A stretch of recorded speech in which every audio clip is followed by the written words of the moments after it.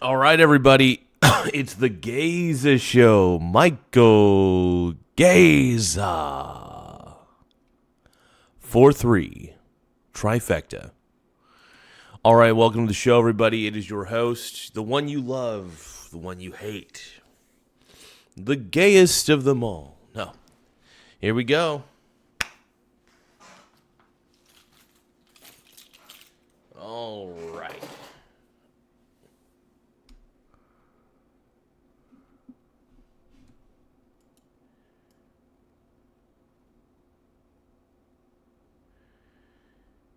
Okay, one more moment.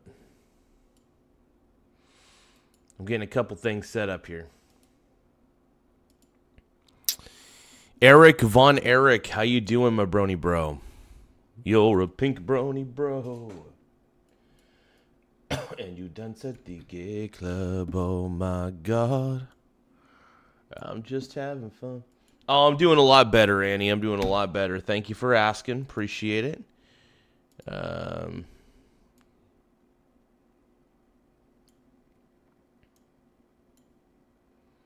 Give me just a second, though.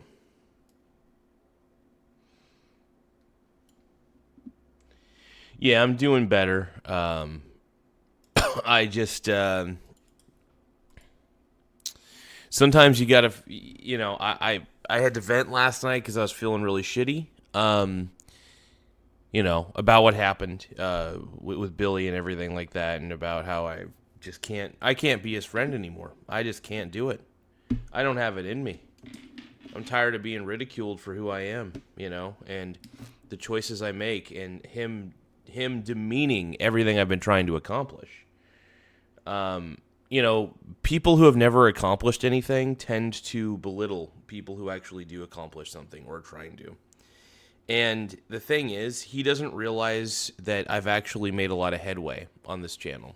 So to anybody who's ever doubted me in my life, go fuck yourself. Go fuck yourself. I'm done with you. Any friend or family member, just done. I don't want to. If you perpetually doubt me and personally dig at me, I'm not going to give you the fucking time of day. I'm going to, honestly, not being friends with Billy is addition by subtraction. I repeat, it's addition by subtraction. It was necessary, and I'm moving on. I have goals I want to accomplish. I have a life I want to lead.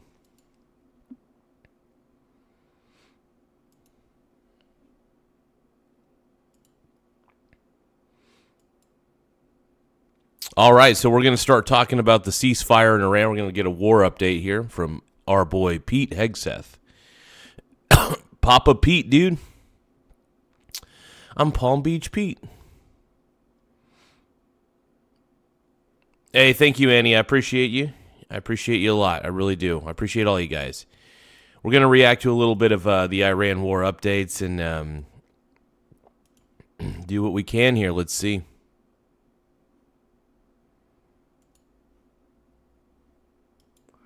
It'll take a few moments, though. I'm just experiencing a little bit of technical difficulties. Bear with me here.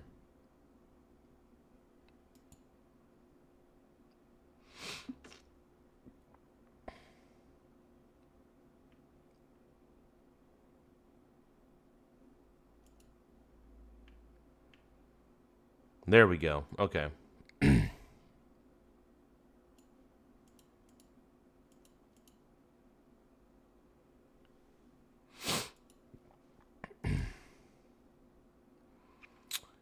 All right, we're pulling up a few things. We're going to talk about the ceasefire in Iran. First, I got to set up a poll real quick.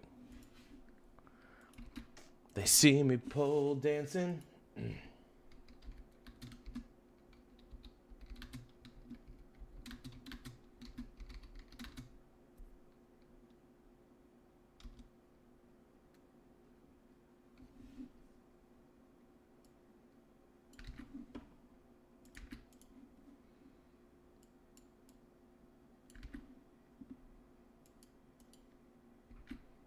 Whoa, whoa, whoa. You talking about my lack of testosterone? How'd you know I got a lack of testosterone? I'm a pink brony bro. and you dance at the gay club. Oh my God, I'm just having fun on the stage in my heels.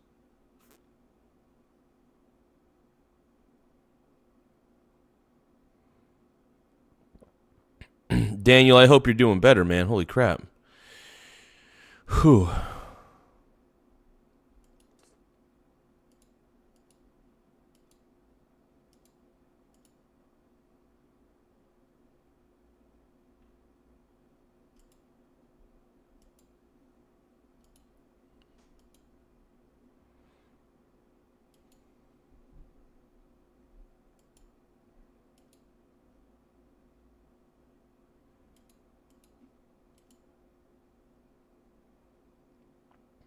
Okay, one more moment.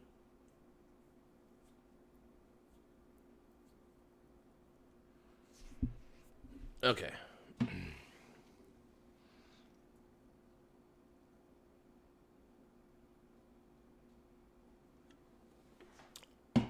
Let's go, dude.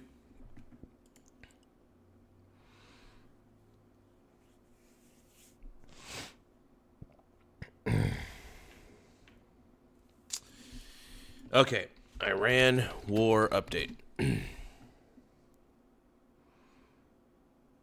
Where is my boy Hegseth? I want this from the White House, though. That's the thing. I want this to be directly... Is this from the White House? You know what? Screw it. I'll do it from the Associated Press, as long as I have a source.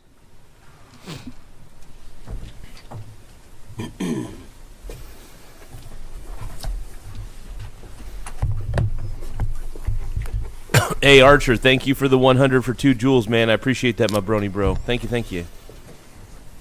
Iran has been a threat to the United States and the free world for far too long. For 47 years. For far too long. 47 years is far too effing long, Death bro. to America, targeting our people, killing Americans, lying and blackmailing their way toward a nuclear weapon, so they thought. No longer. Not. Operation Epic Fury, baby. The GOAT, dude. Honestly, epic success. Honestly, this has honestly been an epic success. I'm not even kidding. No, I'm excited, man. I love Hegseth. Anytime I hear Hegseth speak, dude, I get pumped.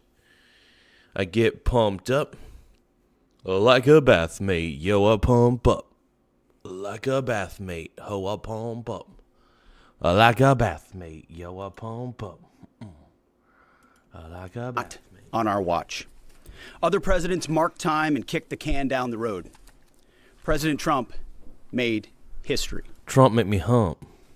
From the strike that took out Qasem Soleimani to tearing up the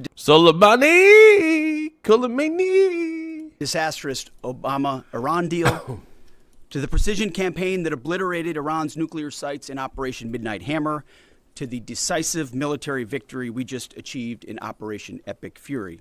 Epic Furries. No other president has shown the courage and resolve of this commander-in-chief. President Trump forged this moment. Iran begged for this ceasefire, and we all know it. As the President truth this morning, a big day for world peace. Abso-fucking-lutely, bro. Abso-freaking-lutely. Hell yeah. Iran wants it to happen. They've had enough. Operation Epic Fury was a historic and overwhelming victory on the battlefield. A capital V military victory. Yep. By any measure, Epic Fury decimated Iran's military and rendered it combat ineffective for years to come. Hell yeah, absolutely, dude. You see, their military is virtually decimated. Now, I am curious, though, is this ceasefire actually successful? Are they really going to stop? I don't think they will. I don't trust Iran. I really don't. Like, Iran is the most untrustworthy. And I'm serious when I say this. I don't trust Iran, period, end of story. I don't think anybody should. Why would anybody trust Iran? I don't think they're going to keep up their end of the bargain. Double tap the screen if you think that Iran sucks. Once again, double tap the screen if you think Iran's government sucks. Because I do. I do. Less than 40 days, one of our combatant commands, Central Command, CENTCOM, using less than 10% of America's total combat power, dismantled one of the world's largest militaries. The world's leading state sponsor of terrorism proved utterly incapable. Hell yeah. Of defending itself, fuck yeah, its people, or its territory. We untied just a fraction. This guy's the man, by the way.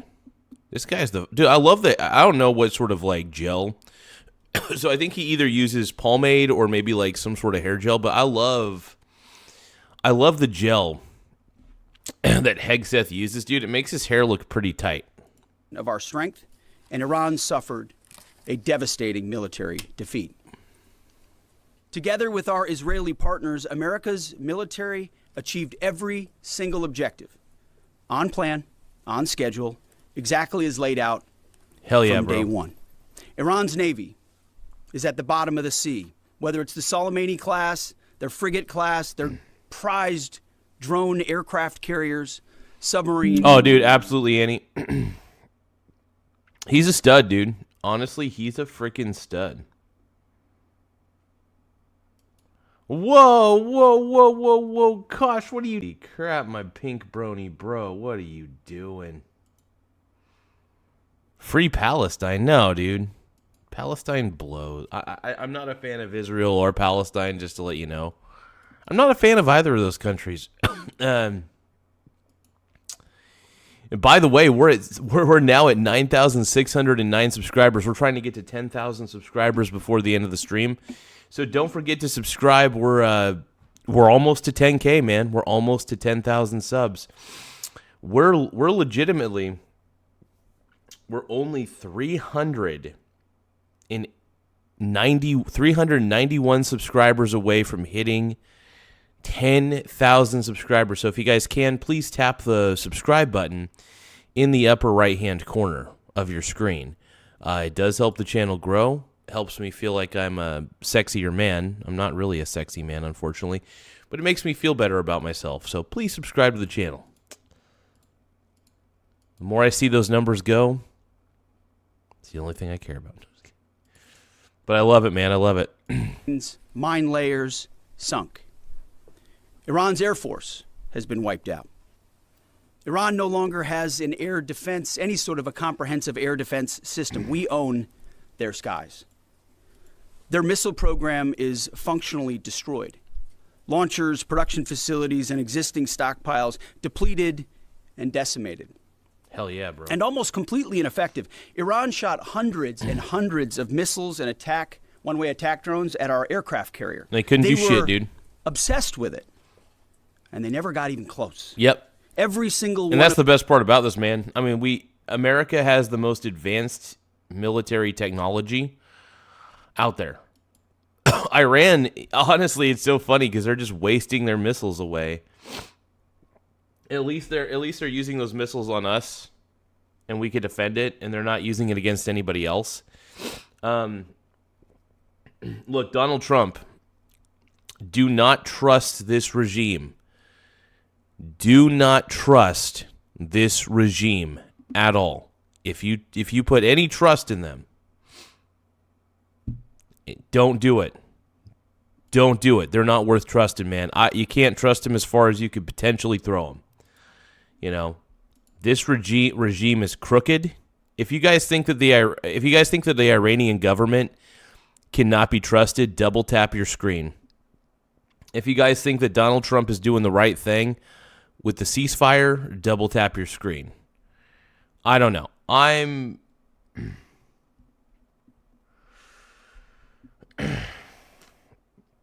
But yeah, I don't trust Iran's government at all. At all. One of those shots easily shot down miles and miles away from the Abe Lincoln. They were blowing ammo into Fantasyland. Contrast that with, most significantly, in last night's wave of more than 800 strikes, we finished completely destroying Iran's defense industrial base. Yep. A core pillar of our mission objective. What little they have left buried in bunkers is all they will have. They can still shoot, we know that. Their command and control is so decimated they can't really talk and coordinate, so they still may shoot here and there, but that would be very, very unwise. But they can no longer build missiles, build rockets, build launchers, or build UAVs. Their factories have been razed to the ground.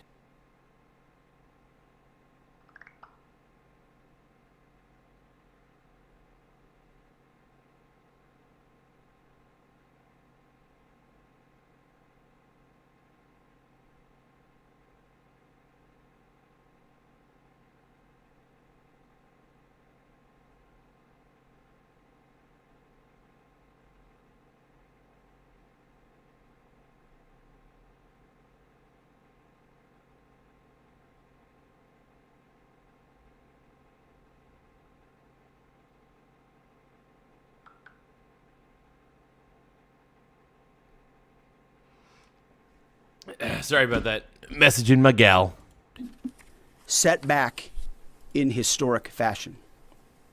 You see, had Iran refused our terms, the next targets would have been their power plants, their bridges, and oil and energy infrastructure. Targets they could not defend and could not realistically rebuild. It would have taken them decades. Here's the thing, man.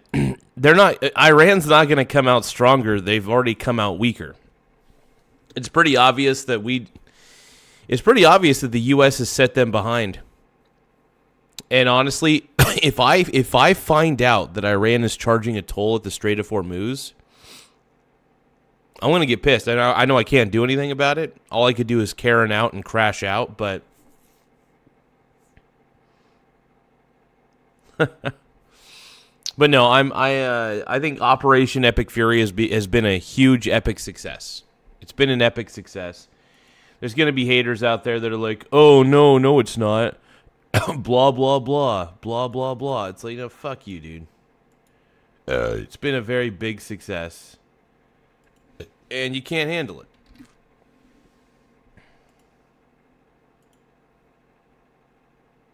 So a lot of people can't handle it. This has been an epic success. All right? And we were locked and loaded. You just can't handle it. Against it. President Trump had the power to cripple Iran's entire economy in minutes. But he chose mercy. He spared those targets because Iran accepted the ceasefire under overwhelming pressure. The new Iranian regime understood that a deal was far better than the fate that awaited them. This new regime just happened to look at what happened. Here's the thing. If they didn't accept that deal, if they did not accept that deal, they would have been cooked. Like their entire society would have been fucked if they didn't accept that deal. So them accepting that deal was the best thing for them. Seriously, accepting that deal was the best thing that they could do. It was the smartest thing that they could do too, by the way. Smartest thing they could have done. By the way, we're at 9,611 subscribers. We're only 389 subs away. 389 subscribers away from hitting 10K. If you guys can, please tap the subscribe button in the upper right-hand corner. We're so close to 10K, I could frickin' taste it. So we're going to be doing a lot of live streaming. We're going to try to get to 10K as soon as possible, but we're going to react to a lot of these war updates. I love Hexeth. I love the gel he puts in his hair. I love his suit choices. He Small looks good. Wiener Gang. Oh, we just got a new subscriber, by the way. Thank you, Richard Kelly, for subscribing to the channel. Woo! Everybody give a shout out to my boy, Richard Kelly. 4-3. Small Wiener Gang. 4-3. Yeah, thank you, brother. I appreciate it. Leon Viamu 8W says, unsub from this fool. Yeah, unsub. No, I'm just kidding. Don't unsub. Now, if you guys can, Salman Jamil L706N says, good bless you. Thank you, brother. Annie01200 says, 10K, let's go. 10K, here we go, dude. We're on the road to 10K, man. We're almost there. We're now at 9,613 subscribers. 9,613, which means we're now 387. subscribers away. 387 subs away from the 10K marker, baby. 387 subs away from 10K. Can you feel it? Don't forget to subscribe, you guys. Don't forget their to sub. predecessors. Their top leadership was systematically eliminated. The previous Iranian Supreme. Hey, thank you so much for sending the 100. Hey, thank you, Lou, for subscribing. Appreciate it. Blue06Y4 says, I subscribe. Hey, thank you for subscribing, Lou. I appreciate it. And thank you for the 100 for 2 jewels. I appreciate that, Brony. Small wiener gang. Hey, we made a lot of money on the market today. Oh, Lou, thank you for subscribing, my Brony bro. That's the sound of my cheeks clapping, man. That's the sound of my cheeks clapping. You know, it's funny. We made a lot of money today in the markets. I was looking. I made a little bit of money. Actually, I made a good amount of money on silver in the overnight market last night because the overnight markets for silver are hilariously easy to make money on.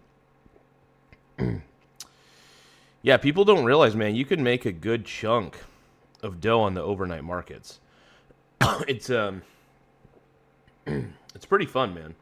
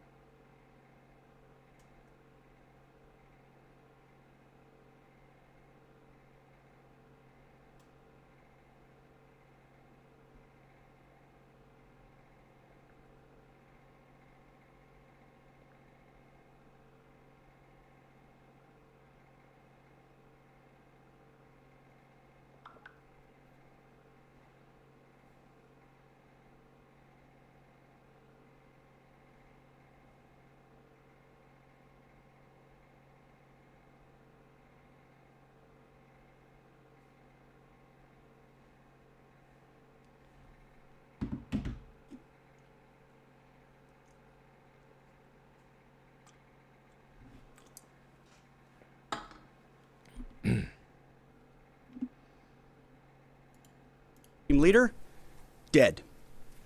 The Supreme National Security Council Secretary, dead. The Supreme Leader Office Advisor, dead. The Supreme Leader Military Office Chief, dead. The Defense Minister, no longer with us. The IRGC Commander. Hey, thank you, Lou, for sending the silver star for 2 jewels, my pink Brony bro. And you dance at the gay clubs, oh my God. I'm just having fun on the stage in my hooves. I'm wearing a man thong. Dead. The Armed Forces General Staff Commander, dead. The Intelligence Minister, dead. The IRGC Navy Commander, no longer. Dude, my God, dude. That's a long list of ugh. Now, you know, it sucks that these guys had to die. Obviously, they're military officers for Iran. But, look, Hegseth has been the right guy for this operation. He's been the perfect man to lead this fight. No, and I'm tired of people ragging on Hegseth. I actually like Hegseth. He's one of my favorite dudes. I think he's amazing, man. I love Hegseth, man. I'm a Hegseth fanboy. I'll admit it. I'm a Hegseth fanboy, bro. I love the guy. I think he's amazing. I think he's the GOAT. Larson Christopher says, Hi Annie, thank you. You're always kind. Larson Christopher says, Kosh, your mom is outside waiting for me. My mom is in an appointment. Larson Christopher says, shout out from Mayo waiting room, again, all day. Hey, we love you, Larson Christopher. We're rooting for your mama. We're rooting for your mama, man. We give you love. We give you love, love, love, love. We're rooting for her. We're rooting for her. Larson Christopher says, Hixt has the energy to keep up with the job, unlike Rumsfeld. Yeah. Irish train spotter says. You want him, don't you? I mean, dude, not gonna lie, dude. Pete Hegseth has a tight bod, dude. Pete Hegseth has a really tight bod. So yeah, kind of like, you know, he's kind of a thirst trap if you think about it. If you guys think that Pete Hegseth is a total sexy stud and a total thirst trap, double tap the screen. Look, I love Pete Hegseth, man. I don't think he's that bad. I think he's actually perfect for the job. I'm a huge fanboy, man. Let's see what this guy's saying here. Billy Blee 1426 says. Pete served in combat unlike Tampon Tim. Tampon Tim stood in front of a town hall meeting saying he's going to ban all AR-15 style weapons he carried in combat. Larson Christopher says.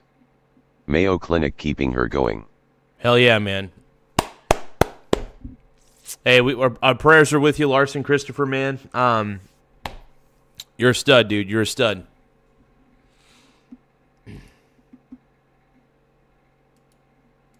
Here. The IRGC Intel chief, dead. I skipped over a bunch and I could go on and on and on. To include the new... Larson Christopher says. Garza would be a fangirl with Pete IRL. Garza blushing when meeting Pete. Oh, dude. Pete Hegseth, Palm Beach Pete. Oh, man. Oh, man. Are you guys trying to make me make a mess in my pants? Come on, bro. You're a pink brony, bro. No, I love Pete Hegseth, man. Larson Christopher says. Thanks, homie. Not a stud like you, unfortunately.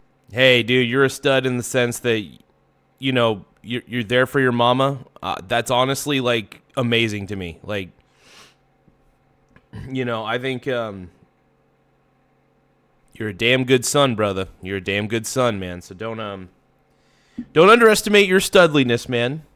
There's room in this world for all of us to be studs. There's room in this life for all of us to be studs, so don't forget it. So-called new supreme leader wounded and disfigured. This new I'm a stud and a chud. Kind of a chud. regime was out of options and out of time, so they cut a deal. They know this agreement means that they will never, ever possess a nuclear weapon. And they never, ever should. Iran should not have a nuclear weapon. If you guys agree with that, double tap the screen. If you guys think that Donald Trump's on the right path, overall, double tap your screen. We need the likes, by the way. We need the likes. We need the loves. But no, I'm a Donald Trump fanboy at the end of the day, and yeah, I don't want to apologize for that.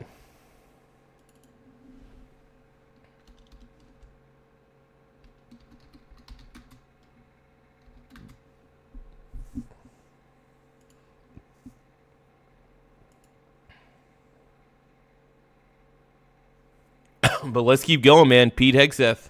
Under the terms, any nuclear material they should have will be removed. Any material, they should not have will be removed. Right now, their dust is deeply buried and watched 24/7 overhead. The president has been clear from the beginning there will be no Iranian nuclear weapons. And there never should be. Never should be. Period. Full stop. Other presidents said it. President Trump did it. Operation Epic Fury. Less than 6 weeks. Clear mission. Decisive action. Overwhelming firepower. America first. A historic battlefield victory. For decades, Iran killed Americans with roadside bombs in Iraq, using cowardly proxies to do their dirty work while they hid safely in Tehran. They struck our embassies with car bombs and attacked from the shadows, never daring to face us toe-to-toe. They thought they could bleed America with impunity. Well, they just learned the hard way what happens when you try to fight us directly. And even when they got lucky, one time in 40 days, and downed 2 of our pilots, they couldn't hold them. In a daring 14-hour rescue operation, 7 hours in daylight and 7 hours of night, both pilots were recovered safely. Not once, but twice. A day. Whoa. Larson Christopher says. Those were small fission bombs. Now we have huge fusions bombs. Well, how the heck... Here's the thing, Larson Christopher. I am curious about one thing. How the heck can we do... how can we do a fusion bomb? Because you have to fuse... First off, you need... have we mastered the process of artificial fusion? Because obviously fission is the splitting of the atom, and then fusion is the combining of the nucleus of two separate atoms. So have we actually mastered fusion? I mean, last time I checked, fusion requires a lot of gravity. In fact, it's the massive amount of gravity that is required for fusion to even be remotely possible. Daylight thunder run right up the middle of their country. Boots on the ground. A midnight raid right up the middle of their country. Boots on the ground. 0 American casualties. The Iranians humiliated and demoralized. Oh, God. Irish train spotters, one of those brainless. Look at this. No Trump. Okay. Oh, my God. Oh, my God. Irish train spotter, you're such a loser. I'm sorry. I'm going to be nice to you. Oh, wow. That's crazy. Crazy. Moralized. We control their fate, not the other way around. That's why they came to the table. You guys, don't forget to double tap the screen. Double tap your screen if you think that Hegseth is a hunk. Double tap your screen if you think that Trump's the man, and double tap your screen if you want J.D. Vance 2028. Let's go. Let's go. Double tap that screen. Oh. Iran's defeat is America's retribution for every American loss to Iranian terror.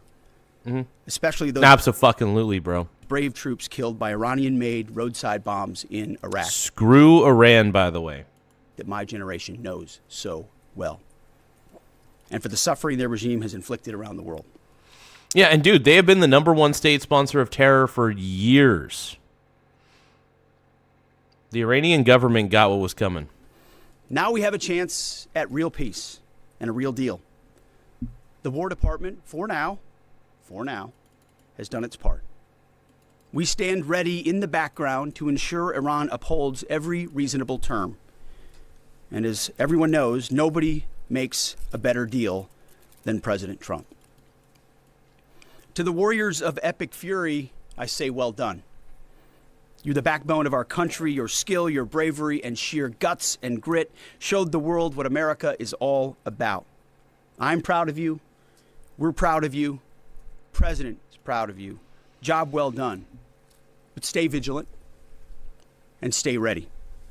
To the families of our fallen, your sacrifice was in service of a historic... Irish train spotter says. He wants to take it from Hegseth. Yeah, I do. I do, Irish train spotter. How'd you know, bro? How did you know, bro? Historic cause, and we will always remember your heroes, our heroes. We will continue to honor them. And to our Israeli allies, thank you for being a brave, capable, and willing ally on this battlefield. The rest of the world and the rest of our so-called allies saw what real capabilities look like. They should take some notes. Abso-frickin-lutely, bro. Frickin' stud, dude. I love Hegseth, man. I think Hegseth is like... Dude, Hegseth is a dreamboat, dude. Pete Hegseth is a total frickin' dreamboat, bro. I love Pete Hegseth, bro. If you guys think that Pete Hegseth is a dreamboat and one of the most effective military leaders you've ever seen, double tap the screen, man. I think Hegseth is the GOAT, bro. Double tap the screen if you think that Hegseth is the man. I love his speeches, bro. I love Pete Hegseth's speeches. I love it when Trump speaks. I love it when J.D. Vance speaks. I think J.D. Vance is the best speaker out of the three, though. I think that J.D. Vance is so good off the cuff. He's such a natural speaker. I mean, I'm sure he's practiced over the years his speaking abilities, but when I hear J.D. Vance speak, if I was a woman, I'd probably be wet. Yeah. Oh, who am I kidding? I get wet when I listen to J.D. Vance. Who am I kidding? Who am I kidding? Who doesn't? I mean, at the end of the day, who doesn't get wet when they listen to J.D. Vance? Our troops, our American warriors, deserve the credit for this day. Hell yeah. But God deserves all the glory. Absolutely. Tens of thousands of sorties, refuelings, and strikes carried out under the protection of divine providence. A massive effort. Small Wiener Gang. Miraculous protection. Small Wiener Gang. Hell yeah. Who was that? Who subscribed? Traveling into History. Thank you so much for subscribing to the channel. I'm going to put your name back up on the board. Let's give a shout out to Traveling History, man. Small Wiener Gang. No, thank you so much, man. I appreciate you for subscribing, man. Let's give a shout out to Lou06 and Richard Kelly for subscribing. I'm going to put their names back up on the board, man. Thank you guys for subscribing. Appreciate it big time.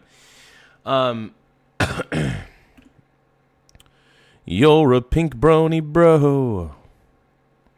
Yeah, I love Marco. I love Marco Rubio as well. Absolutely. Dude 44 Bravo spoke for all of us. God is good. The chairman will now provide an even deeper military detail on the historic success.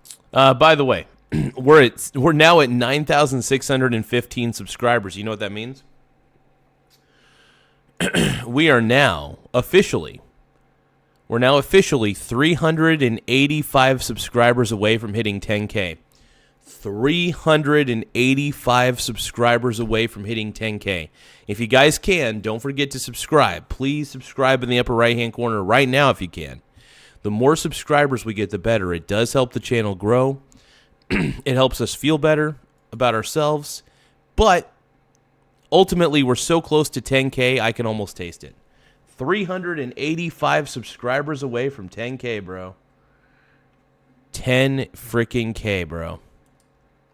Larson Christopher says, Patton was the GOAT in my opinion. Largely due to his understanding of past tactics from a wide array of generals.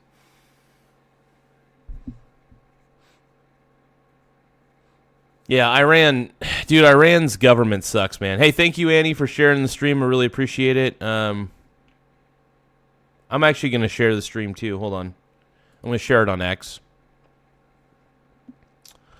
Definitely got to share this shit on X, man.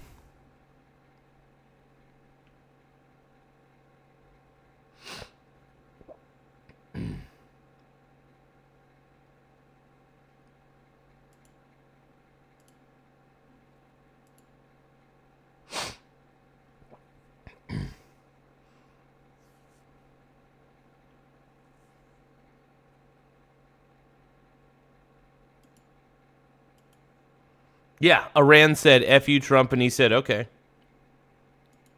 Yeah. Trump is a top G. Trump ain't stopping, man. Trump ain't stopping. Success of Operation Epic Fury, Mr. Chairman. Thank you, Mr. Secretary, and good morning, ladies and gentlemen. Thanks for being here. I want to start this morning by honoring the 13 members of our American Joint Force. Quick shout out. We're now at 9,616, which means we're 384. 384 subs away. Hold on. Yeah, 384 subscribers away from hitting 10K. Force who were killed in action thus far during this operation. Their sacrifice and that of their families is deeply important to us, and we are grateful for each of them, and will continue to mourn their loss. Their names and their bravery will never be forgotten. On February 28th, the President of the United States ordered the Joint Force to execute Operation Epic Fury with the Epic Fury. Direction to accomplish. No, Epic Fury has been a huge success, in my opinion. Look, I there's a lot of people who are dissing Operation Epic Fury, but it's been an epic success, if you think about it. I mean, this operation helped essentially destroy the entire Iranian military. Think about it. Iran doesn't have a navy anymore. Iran barely is hanging on to their military. Iran is completely weakened. And their government deserved to go down. Honestly, Iran's government deserved to go down. They shouldn't have been making a nuclear weapon. They just shouldn't have been trying to make a nuclear weapon. When you're enriching that much uranium and starting and building those types of nuclear facilities in the mountains, you're trying to hide something. You're trying to make a nuclear weapon in secret. So I don't think Iran deserves any uranium. They don't deserve any uranium. They've lost their privileges. They've been a crappy... look at their government's been so shitty for so long. They do terrible things. You do not want Iran to have a nuclear weapon. Period. End of story. That should never happen. Never, ever, ever. Iran does not deserve a nuclear weapon. They shouldn't have one. It just shouldn't flippin' happen. Period. End of story. I think everybody here can understand where I'm coming from. Hopefully.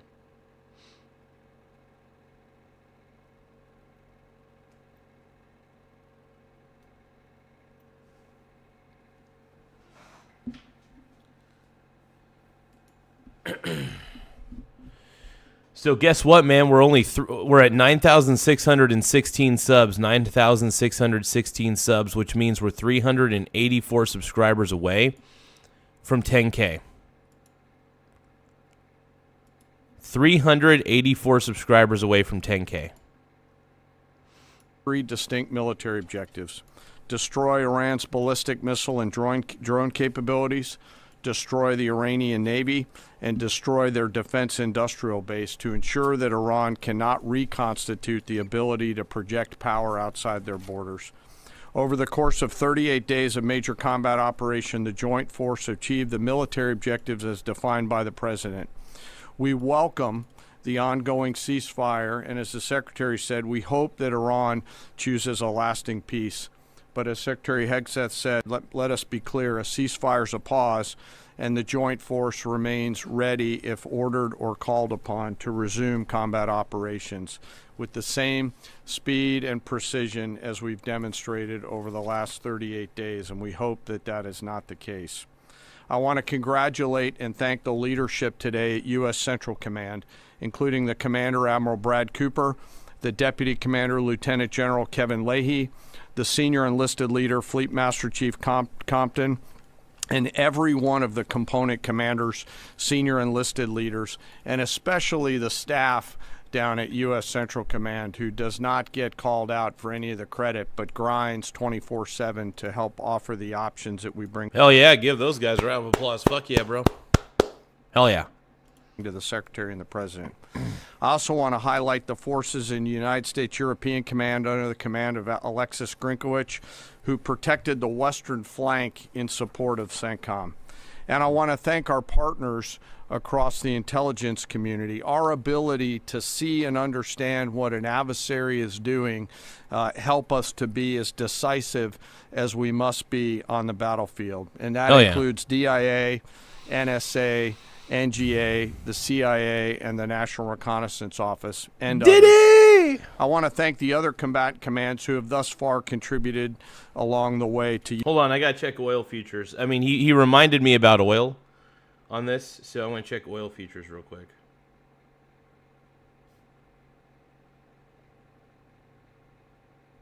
Oh, man, the United States Oil Fund went down, dude. Oh, shit. Oil is down, bro. Oil is down. Baby, are you down, down, down, down, down? Down, down. I will say this, though, about... I don't... Like, you could, in all technicality, swing trade oil on Robinhood or any sort of brokerage. I'm not a... I don't know. I like swing trading silver's volatility because I think silver actually might be more volatile now that I think about it. But yeah, no, I love swing trading silver's volatility, for example. It's more fun. I have a better time doing it. You know, I should be swing trading copper. If I was smart, I'd be swing trading copper more often. But that's okay.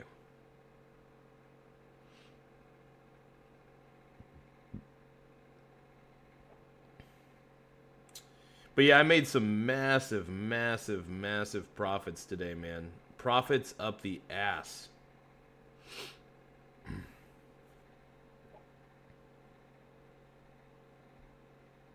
Yeah, my portfolio's killing it, man. My portfolio's going cray-cray. U.S. Central Command.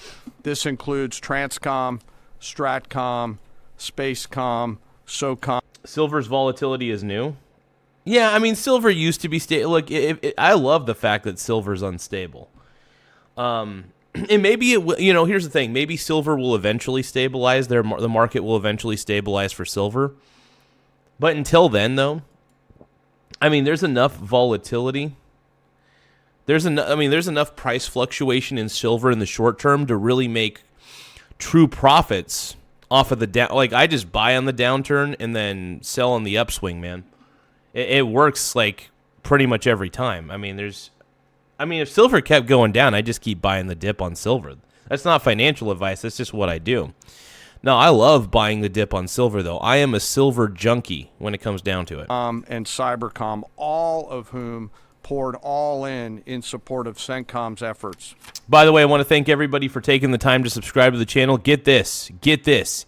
9,617 subscribers. We're at 9,617 subs. You know what that means, bro? You know what that means? We're close. We're getting closer and closer and closer to 10K.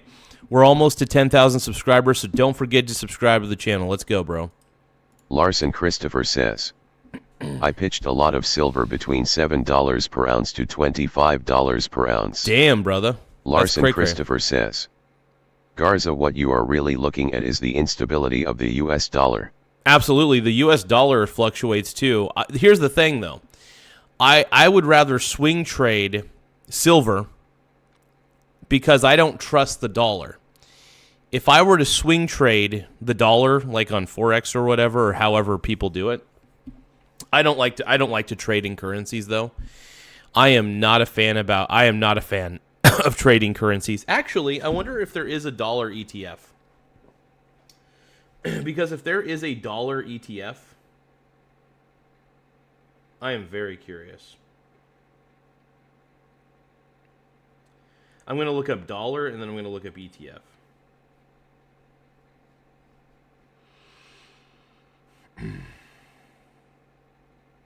Oh, there actually is. So there's an ETF called, I'm not endorsing this by any way, but there is an ETF called Wisdom Tree Bloomberg US Dollar Bullish ETF. I'm kind of curious about this one. The dollar has been very volatile, actually. The dollar's gone up. The dollar's been fairly stable, I guess you could say. Like, I don't know why anybody would want to swing trade the dollar, though. Because if you were to buy the dip on the dollar, there's a chance that the dollar could keep dipping into oblivion because the dollar has no intrinsic value. My theory of swing trading goes like this. It needs to have, if I'm going to swing trade it, it's got to have intrinsic value. Period. End of story.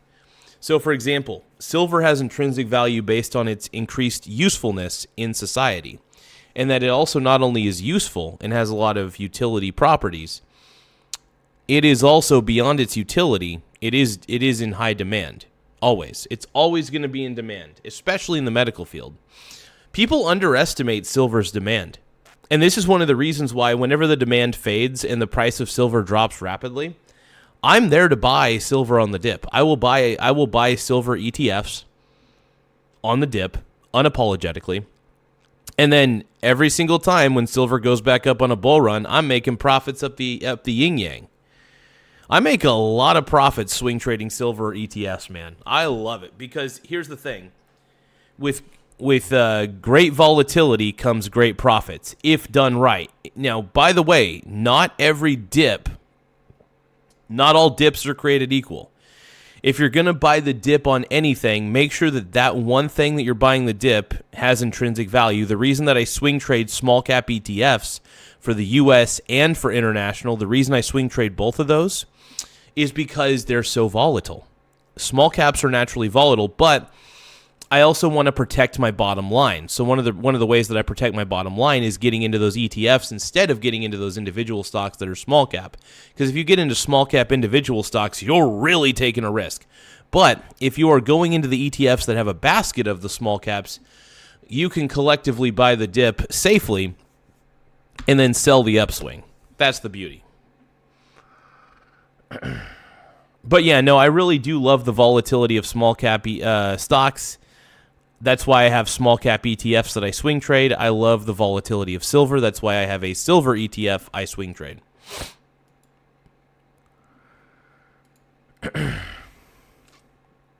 But no, I love swing trading ETFs for income. 30% of my portfolio is swing trading 3 ETFs, and then 70% of my portfolio is long-term holdings.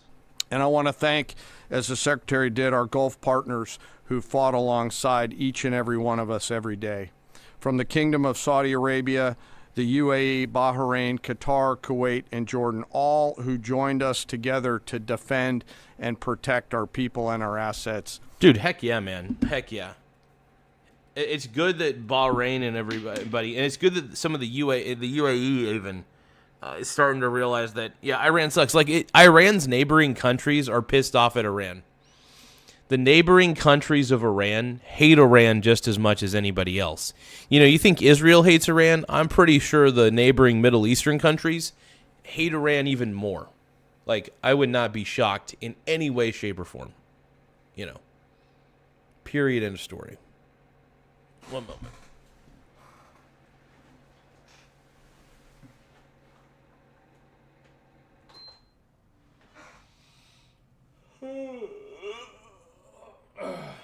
Hold on. BRB, you guys, hold on.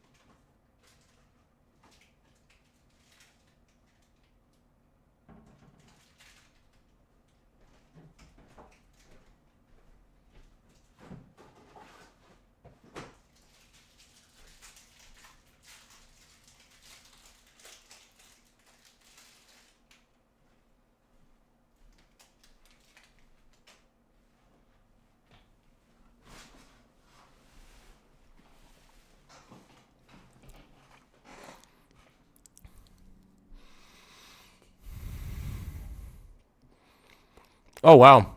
You have copper bullion and you got titanium bullion? Fuck yeah, dude. Hell yeah. What a stud, man.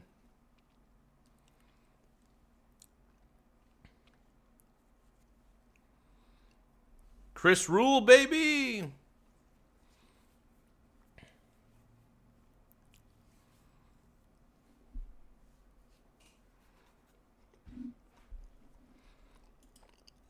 Larson Christopher says, 10 years ago gold was around $1,200 per ounce and now around $5,000 per ounce. Oh, yeah. Gold has gotten really expensive, man. It's a sign that the dollar's dead. I believe wholeheartedly, man, the dollar's dead. That's what I believe. I don't want to believe it, but it's just true.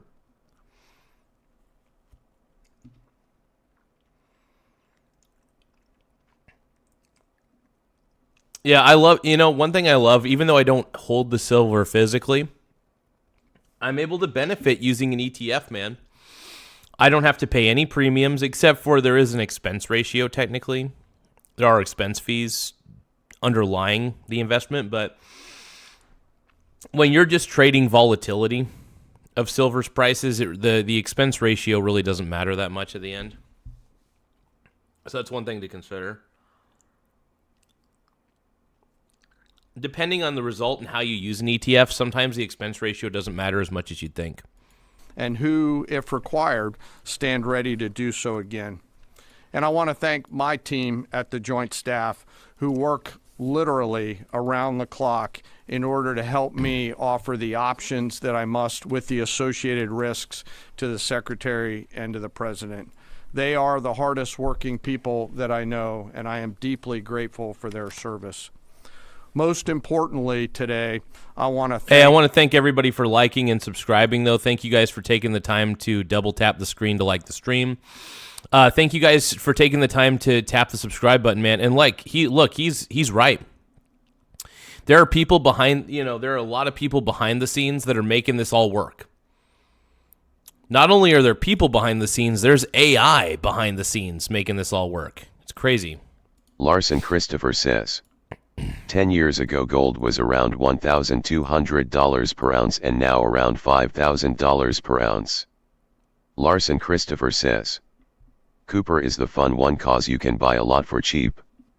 Larson Christopher says, the bullion makes sense because it's pure and can be used for electrical stuff or whatever. Yep. Larson Christopher says, an ounce of whatever is only an ounce. The dollar is huge inflation. Yeah. Larson Christopher says, right. But you only have the resources as long as you have power, electricity, and the devices. Yeah. Larson Christopher says, one solar flare you're wiped out. True. Very Larson true. Christopher says, that is I your agree risk with for that. residing the way you are trading.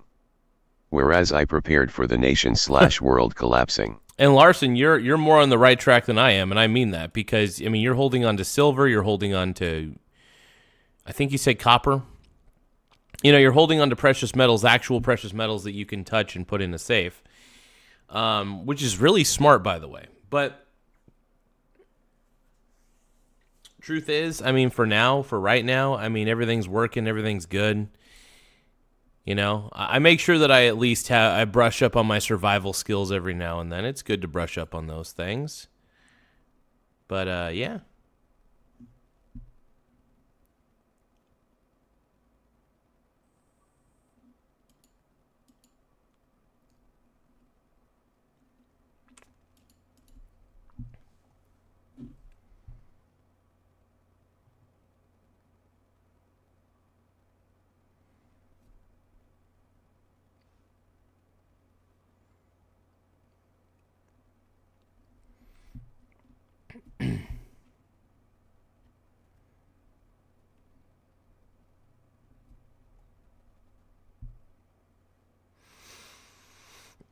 Wow, 22 long rifle ammo is 20 times more than... Oh, man, you could have just stocked a... Honestly, it sounds like stockpiling on ammo would have been the better investment. As far as, commodities are concerned. That's great. At least it's what Larson Christopher's saying in my book.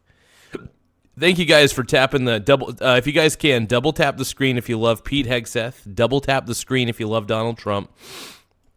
If you guys think that we're winning the war in Iran, double tap the screen. If you guys think if you guys think that Trump's the man, just double tap the screen. Let's go, dude. Thank America's members of the Joint Force who've poured everything that they can into Operation Epic Fury and their families who've worked 24 hours a day for 38 days. The Secretary and I could not be more proud of each and every one of you.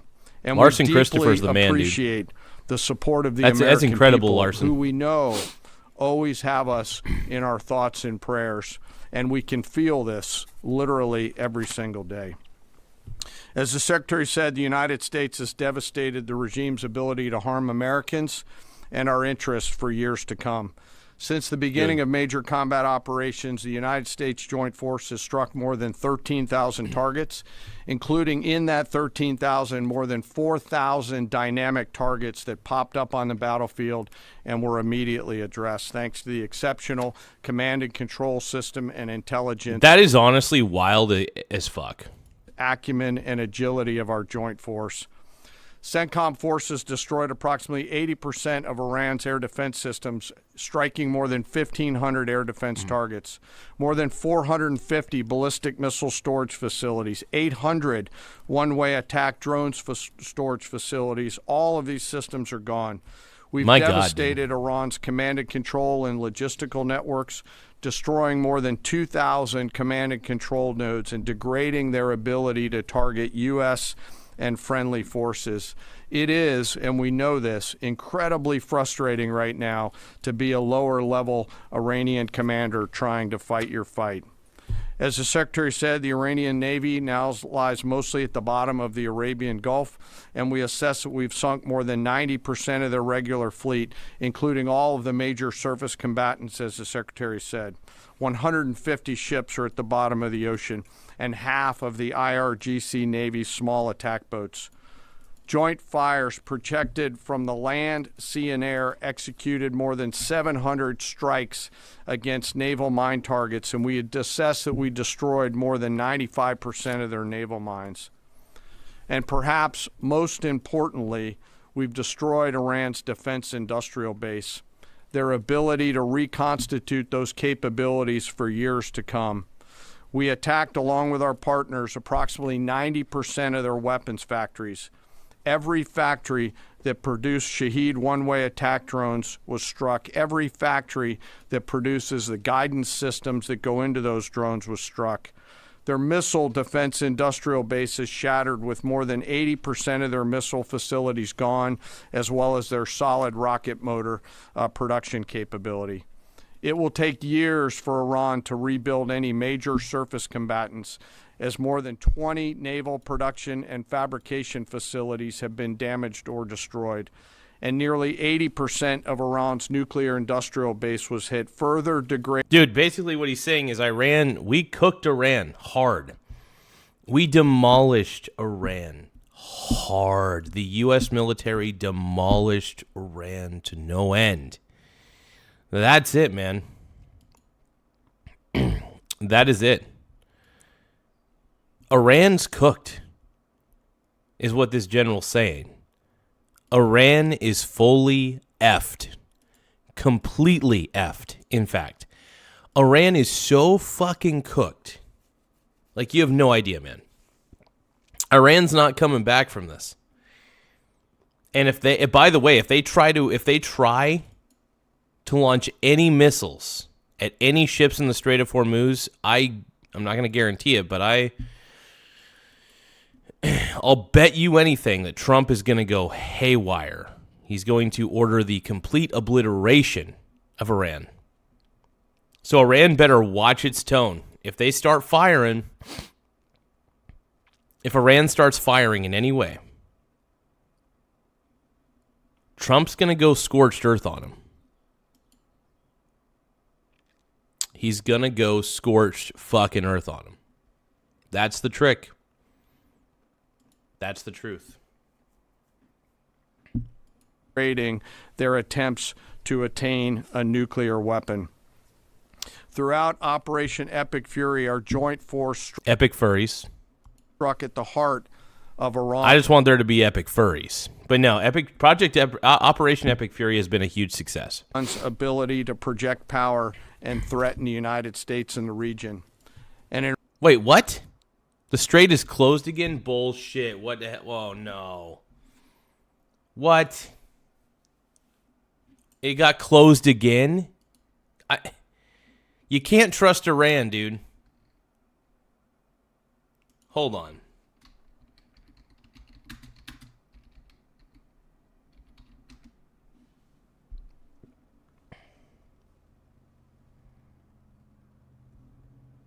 No, it looks like the Strait of Hormuz, I think, is opening.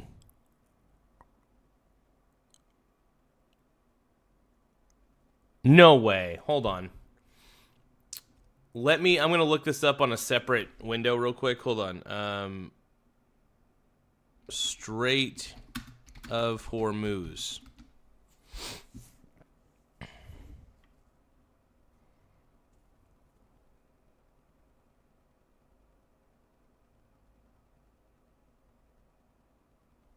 Yeah, it looks like so. 2 hours ago, it says first ships passed Strait of Hormuz since Trump-Iran ceasefire, but traffic remains low amid confusion. Okay.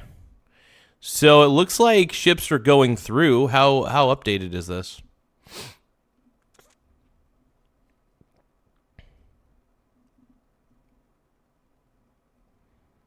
Oh, it looks like they still have control over the shipping lanes. Are you kidding me? So the Strait of Hormuz is closed again? Oh my God. Screw Iran, dude. You know what? Donald Trump, don't even bother with a ceasefire. You can't negotiate with the devil. Just bomb the devil at this point, dude. This is crazy.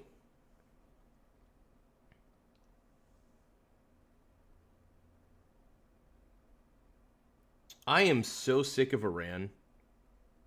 Iran is just dumb as hell, dude. Dumb as F.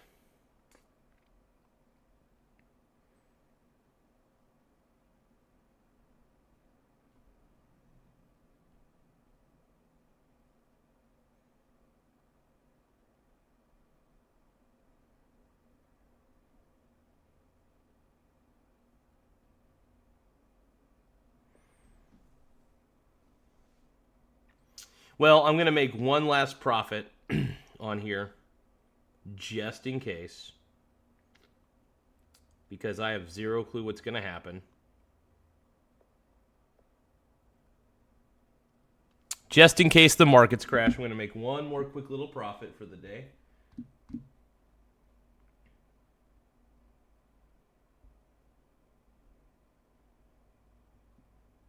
All right, I made a good profit. I'll take it to the bank. 520.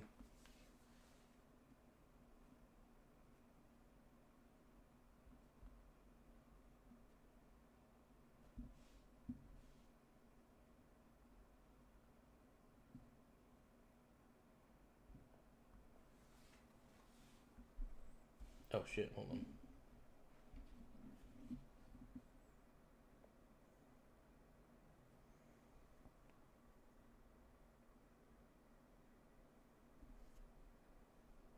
There we go. I made a lot of profit today is what I'm trying to say.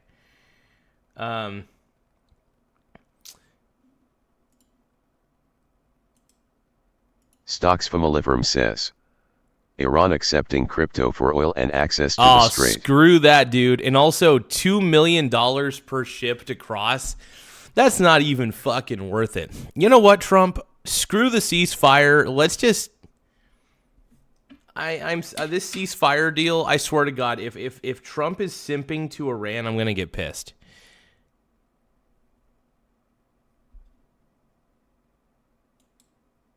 Stocks from Oliverum says, Yuck. Hayes Inc. is right 2 mil per ship, paid in Chinese yuan or crypto to Iran. Yuck. I don't want to hear that. Even 2 million, even if it's in yuan or won or whatever the hell. Ugh. Gross. Crypto? Of course they would use crypto. Gross. Gross. Yuck. Larson Christopher says, What's up, TJ, though? And the rules-based order and go back to the old ways when Navy covers the ships. No more globalism, no more free trade. Man, dude, Iran sucks. Iran blows, dude. Dude, Iran's pissing me off, bro. Iran is pissing me off. In order to do this, it required the service and sacrifice of more than 50,000 American warfighters deployed across CENTCOM, EUCOM, and stateside. Stocks from Oliverum says, this taco talk is funny. Is it stop the war or keep it going? Yeah. Lazy arguments. Lots of lazy arguments, man. Lots. Yeah. I want to hear more Pete Hegseth, though. The Joint Force flew more than 10,000 missions, including 62 bomber missions, 18 of which flew round trip from the United States to deliver bombs on military targets. Each of these missions was more than 30 hours in duration, and we did that 18 times. No other military in the world can do that. And it's a testament to the logistical force that quietly serves behind them. I cannot thank Transcom and the Air Force Tanker and Mobility Force more. Combined with Army and Navy joint fires, we struck more than 13,000 targets.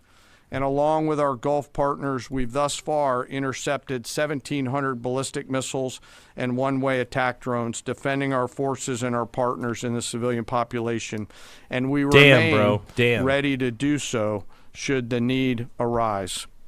Along the way, we consume more than 6 million meals, and by my estimate, more than 950,000 gallons of coffee, 2 million energy drinks, and a lot of 2 million energy drinks. Holy shit, dude. That's a lot of coffee and energy drinks, bro. They're staying upright, man. nicotine, but I am not saying that we have a problem. I've laid out the statistics, but it does not truly capture the nature of combat. This is gritty and unforgiving business. It's chaotic, it's hot, it's dark, it's unpredictable, and there's always unknowns. And our people... So, Larson Christopher says, Saudi will likely send all of their oil to the Red Sea. That will hugely help building those huge cities on Red Sea. Hell yeah, bro. Larson Christopher says, Iraq, Qatar, UAE, Kuwait, will have a hard time exporting oil and gas. I could see that. I could see that being true. Proudly walked into those unknowns and continue forward. And through it all, the joint force has demonstrated the unwavering resolve that the nation demands of us. We are a mission-focused force, and our objectives always is to create the conditions for peace, and today we have, while be ready should that peace break, which we hope it is not.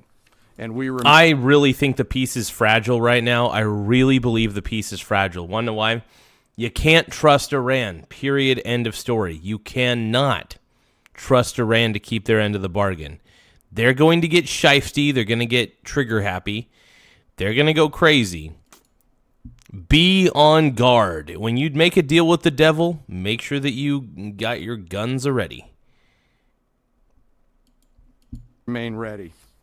Before I turn it back to the Secretary, I also want to quickly revisit the rescue of the Air Force fighter crew over the weekend. Yeah, honestly, it was worth it, Zinc Roofer. By the way, the jets, everything that was utilized to rescue that soldier was well worth it. Give you an update. We've had, the Secretary and I have had the profound honor of speaking Small directly Wiener Gang with many of the warfighters on that. Small Wiener Gang. Oh, we got Stephen B. Thank you so much for subscribing to the channel. I really appreciate it. I love it. Thank you, bro. Mission. Small From Wiener the downed Gang crew that were picked up to those forces that went 'em got 'em. Hearing these stories firsthand has only deepened our appreciation for their tenacity, creativity, courage, and grit of the American Joint Force. This is a story that gets to the very heart and soul of who we are as a joint force, who we are. Absolutely, man. I love the fact that they're talking about this still, because that's the U.S. military mantra: leave no man behind. I think it's a beautiful thing. It shows that they look out for their own, and that everybody's got each other's backs. I think that's excellent. I think that's amazing. As Americans, selfless sacrifice in service of others. From the backseater, Dude 44 Bravo, whose pure and unadulterated joy at seeing those helicopters come into the valley to get his front seater in daylight, because he knew the front seater did not have a jacket, and was so filled with heart-leaping joy at his front seater getting picked up, to the nighttime folks that went in and then got him, to the tanker forces that did the things that they had to do to give their own gas away, to the support packages, to those that went into the desert landing site not once, not twice, but 3 times as we fought through multiple contingencies.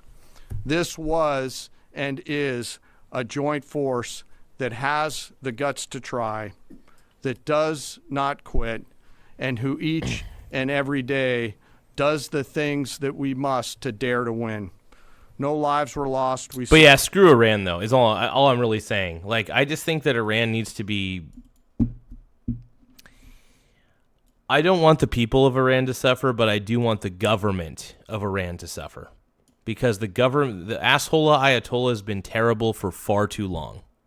For far too long. Succeeded because the joint force is always at the ready. They trust each other, they trust their leaders, and they trust their training. And they remember first, foremost, and always that we do these things so that others may live, and we will never leave anyone behind. The success of Operation Fury thus far, and we hope it remains, culminates with this incredible rescue over the weekend, a direct example of the professionalism and courage of the United States military and our joint force. It's the service members on the front lines, our partners in the region, our teammates in the intelligence community, our civilian leaders in the OSW side of the house, the American workers who build the tools and weapons that we use, and the American people who back us up that help us to go do these things. I stand here humbled today, but frankly not surprised by what the joint force has been able to do. Their performance is fueled by a deep commitment to each other, their mission, and to our country. It is an incredible, deep honor for me to be a part of this joint force, and I'm humbled by the service and sacrifice each and every day that I am lucky enough to see. And finally, as I always do, I ask that we never forget our fallen and their families, especially those 13 fallen from Operation Epic Fury. May we always be worthy of their sacrifice and honor their legacy. And with that, sir, I'll turn it back over to you. Thank you, Mr. Chairman. We'll take a few questions. Alexandra Ingersoll, One America News. First of all, thank you to our troops.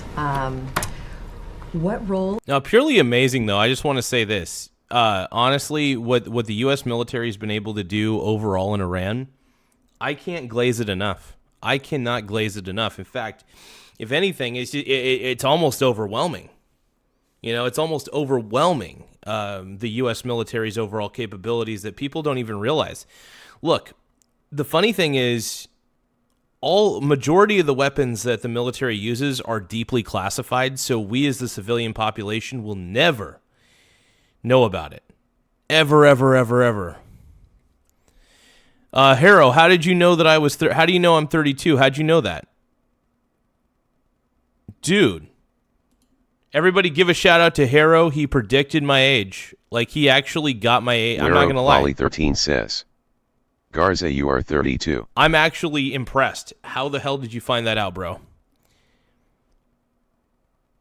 Because I never reveal my age on the channel. How the hell did you know? Dude, this is freaking me the fuck out right now, dude. Harrow, how much do you know about me, bro? Because how the hell did you know I was 32? How the hell did you figure out I was 32 years old?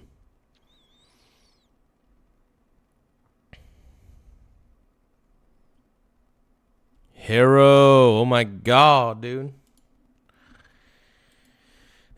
Crazy. Is our military playing in escorting vessels through the Strait of Hormuz at this point? And the president said on Truth Social that the U.S. will be hanging around to make sure everything goes well.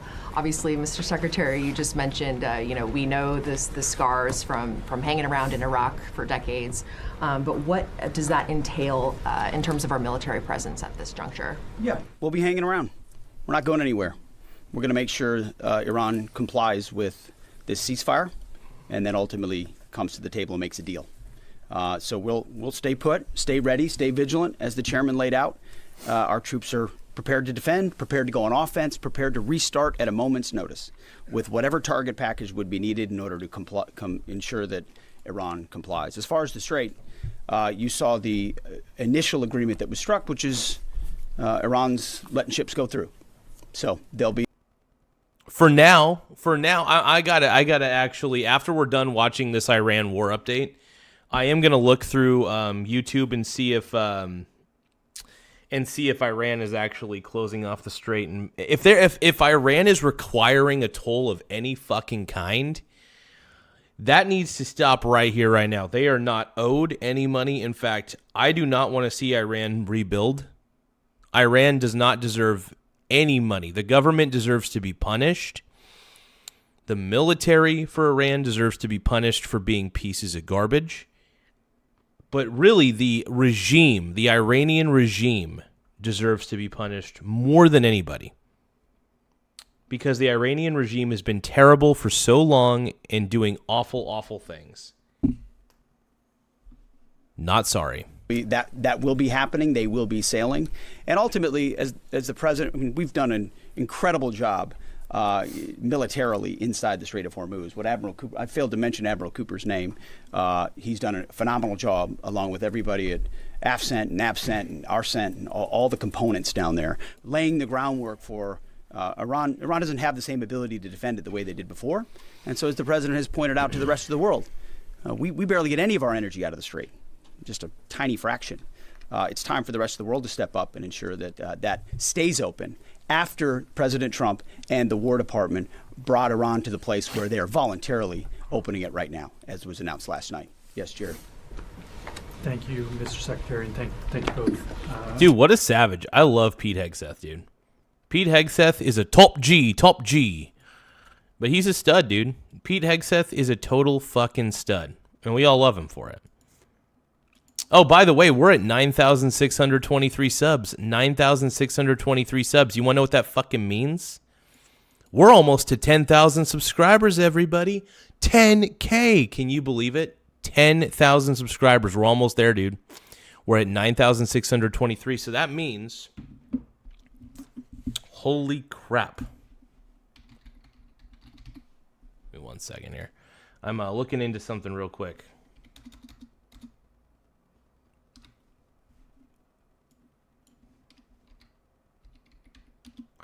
Dude, we're only 377. We're officially, I was making sure I was right on the math.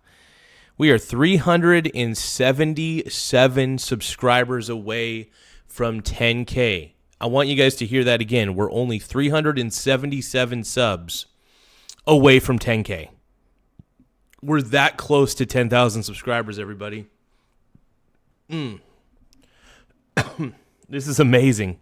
For the update, President Trump posted on Truth Social this morning that there has been a very productive regime change in Iran and that there will be no enrichment of uranium, and the U.S. will work with Iran to dig up and remove the deeply buried nuclear dust. So I just have two questions here. So both you, Mr. Secretary, and the President have referred to a new regime in Iran. So is this not the regime that was at war with us for 47 years, and what do we think of when we're saying that this is a new regime?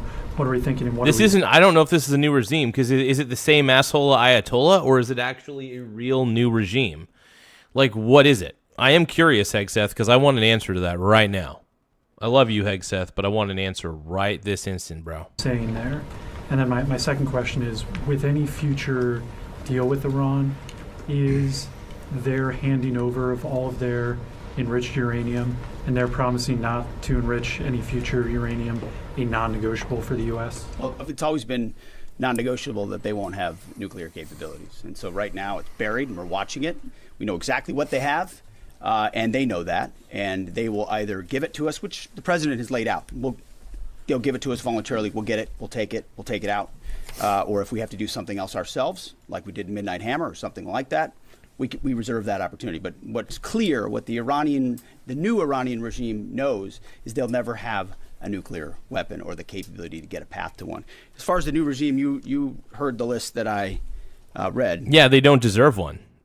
They don't deserve a nuclear weapon. They should never. A corrupt country like Iran never, ever deserves a nuclear weapon.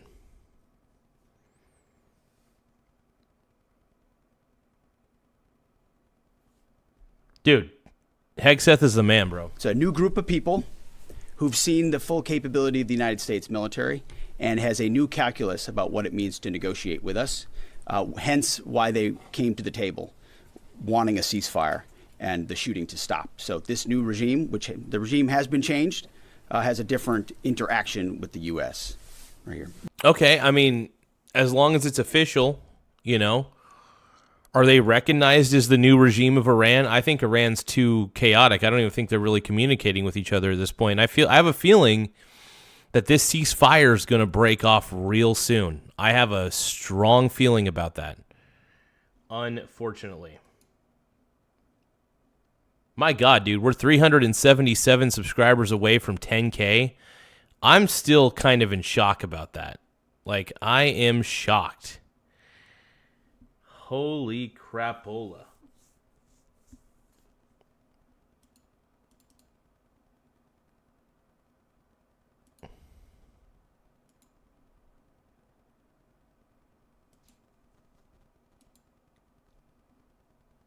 Yep, we're only 377 away. 377 subs away from 10K, bro. Can you believe it? Don't forget to tap the subscribe button in the upper right-hand corner. It does help the channel grow, so please tap the subscribe button in the upper right-hand corner to help support our channel. We're only 377 subs away from 10K. We did it, dude. We're almost there. We're not going to celebrate yet. We're not celebrating yet. We gotta complete this mission. Dude, I'm Mega Man. I'm a Mega Man. I am Mega Man. All right, whatever. I'm okay with being Mega, by the way. I would rather be Mega than you know what else. Secretary, thank you. Of course. I was going in front right here. Thank you, Mr. Secretary and General Kane. Mary Margaret with the Daily Wire. 2 questions. Iran has said that safe passage through the Strait of Hormuz will be possible. Oh, did she say the Daily Wire? Ugh. I don't love Ben Shapiro anymore. Ben Shapiro pisses me off. In coordination with Iran's armed forces and, quote, technical limitations. What do you believe that means? And then we've also heard reports that Iran has continued striking targets well into this morning. At what point are we beyond a grace period? Are we giving them a grace period? Is there a miscommunication there? What's going on with that? What we know is that Iran is going to say a lot of things. A lot of people are going to say a lot of things, claim a lot of things. What has been agreed to, what's been stated, is the strait is open. Our military is watching. I'm sure their military is watching, but commerce will flow. And that's what you saw the markets react to, is that reality. As far as shooting, that we were monitoring it last night in real time. Of course we are.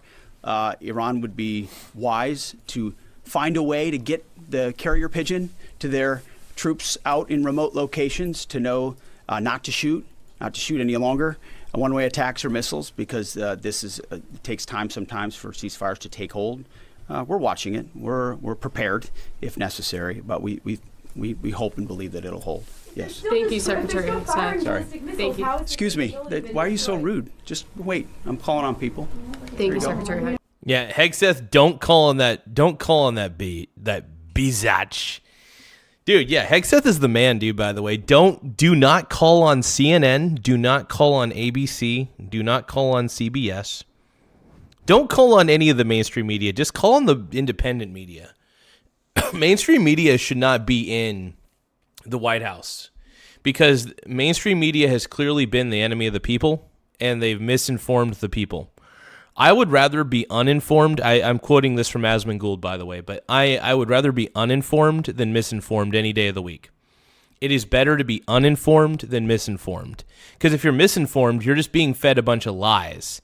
If you're uninformed, you're at least not wasting your time hearing a bunch of lies. Because think about it. When you're being misinformed, you're wasting your time listening to disinformation. When you're uninformed, you're busy focusing on other things in life that actually matter. Yesterday in the President's Truth Social, he threatened to wipe out a civilization. That statement elicited a huge... That was awesome, dude. Dude, honestly, and you know what happened? It worked. Because when he threatened to wipe out the entire Iranian civilization, you know what happened? The leadership was like, we better get to the negotiation table or we're finished completely.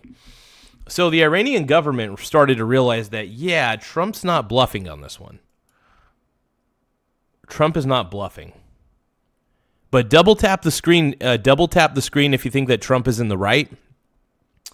Double tap the screen if you think that Hegseth is a top G. Response in America. If Iran did not come to the table and make a deal yesterday by the deadline, was the president really prepared to wipe out Iran entirely? I mean, yeah, he was. Donald Trump absolutely was. He wasn't kidding. Oh, dude, there's a ton of birdies.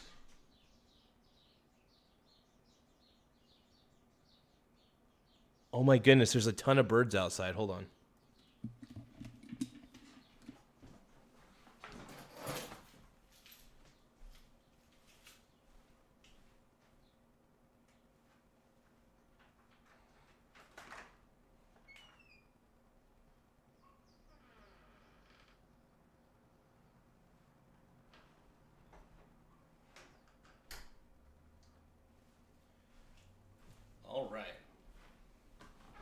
All right, time to keep the show afloat. Hey, I want to thank you guys for subscribing, by the way. We're almost to 10K. We did it. We're almost there. We're going to keep going, though. I'm going to keep asking you guys to subscribe if you haven't already. Like I said, we had a target set locked and loaded of infrastructure, bridges, power plants. Remember, this is a terror regime, the military regime. Used all of these things for dual use to fund their military, to fund their terror campaigns. We had a lot of legitimate targets. They knew exactly the scope of what we were capable of. We hit some military targets on Karg, which is a bit of a signal. They can't defend it.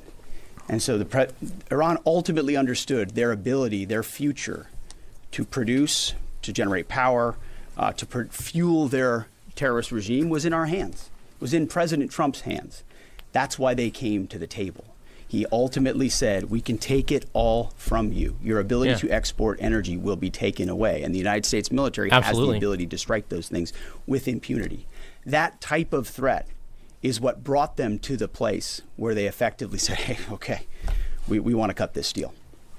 Yes, right here. Good morning, Mr. Secretary, Mr. Chairman. David Zier, Real America's Voice. Dude, Pete Hegseth is a G. By the way, we're now only 376 subscribers away from 10K. 376 subscribers away, man. We're at 9,624 subs. Once again, we're at 9,624 subscribers. Can you believe it? We're 376 subscribers away. Unbelievable. From 376 away from 10K, dude. How awesome is that? I want to thank each and every one of you guys for taking the time to subscribe. Let's keep going. During the ceasefire, what do we do when we see Iran rearming, regrouping, repositioning weapon systems? Random Player 717 says, Democrats are funny. They complain that Trump is attacking, now they complain that he stopped. Yeah.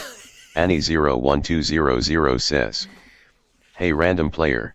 And this is why Trump doesn't need to listen to the Democrats, because Trump could take any action. He can make any decision, whether it's right or wrong, and they're still going to complain. Honestly, Trump has made a lot of right decisions. In fact, Trump has been right majority of the time with this, and we all know that Trump's been on the correct side of things. We all know it. But yeah, the left doesn't ever want to admit that Trump has done anything right. They're so busy being mad at Trump that they can't, for no reason at all, by the way. I just think he's just not conventionally a beautiful person, which is why people treat him like shit. I mean, dude, honestly, people treat ugly people like shit. And now Trump's not ugly, but he's not exactly conventionally beautiful. And one of the main reasons why a lot of people hate him is because he's not conventionally attractive. However, if Brad Pitt were the president saying everything that the President Trump says and the way he says it, nobody would care, because Brad Pitt is conventionally attractive. That's the difference. People treat Donald Trump like shit because he's conventionally unattractive and he's very successful. If he was conventionally attractive and successful, people would have a different opinion. People are brutal to successful ugly people, or at least successful unconventionally attractive people. And air defense. That is the psychology of human beings, you sons of bitches. Mic fucking drop. And also, have we confirmed the specific model type of air defense or man pads that took down our F-15, and is it still a threat? I don't know, dude. I still think the Democrat Party is the says, party of the KKK. Just compare the Dems now vs the Dems in 1990s. I have no respect for the Democrat Party at this point. For our patrol? None. We're still working through the specific details around that particular shoot down. And the crews, when they normally return, go through a debriefing process along with the other members of that flight that were out there. And they'll go back, as they always do, and forensically look at what are the tactical lessons learned. Did we sense or see something? Could we have done something different? We do that, as I mentioned in a prior press conference, every single time we take any loss like that, so that we become a quick learning organization. On the other part of your question around the movement of Iranian military forces, U.S. CENTCOM will continue to monitor that situation. They will continue to have a series of response options, and if need be, will come to the Secretary and to the President for guidance and be prepared to do the things that they're ordered to do so against. Yeah, I don't think you should. Honestly, I think a 2-week ceasefire is a little too long. I think it should have been a week long. But you know what? Whatever. I guess 2 weeks is the agreed upon time frame. Do it. It's a double-sided ceasefire too, by the way. Crazy. But yeah, Iran's government and military are completely cooked. I think Iran is finally waking up and smelling the flowers that they have no shot at winning this. Iran's waking up and smelling the flowers like, dude, the government's like thinking to themselves, fuck, we're not winning. We're not winning this. We don't have a fucking shot, is what Iran is thinking. And it's nice to see them finally accepting that they need to come to the table and negotiate. Yeah, Iran's cooked, bro. By the way, make sure you guys tap the subscribe button in the upper right-hand corner. Once again, don't forget to tap the subscribe button because it does help the channel grow. We're almost to 10,000 subs. 10,000. Can you believe that? We're only 376 subscribers away. 376 subs away from hitting 10,000. I mean, we're right there, you guys. We're fucking right there.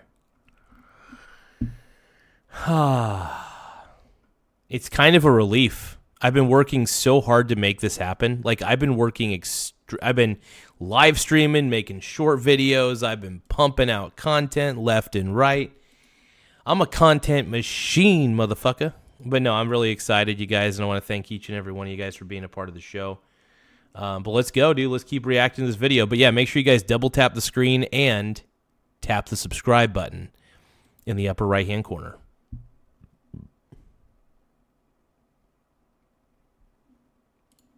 Valid military targets in accordance with the normal procedures that we have.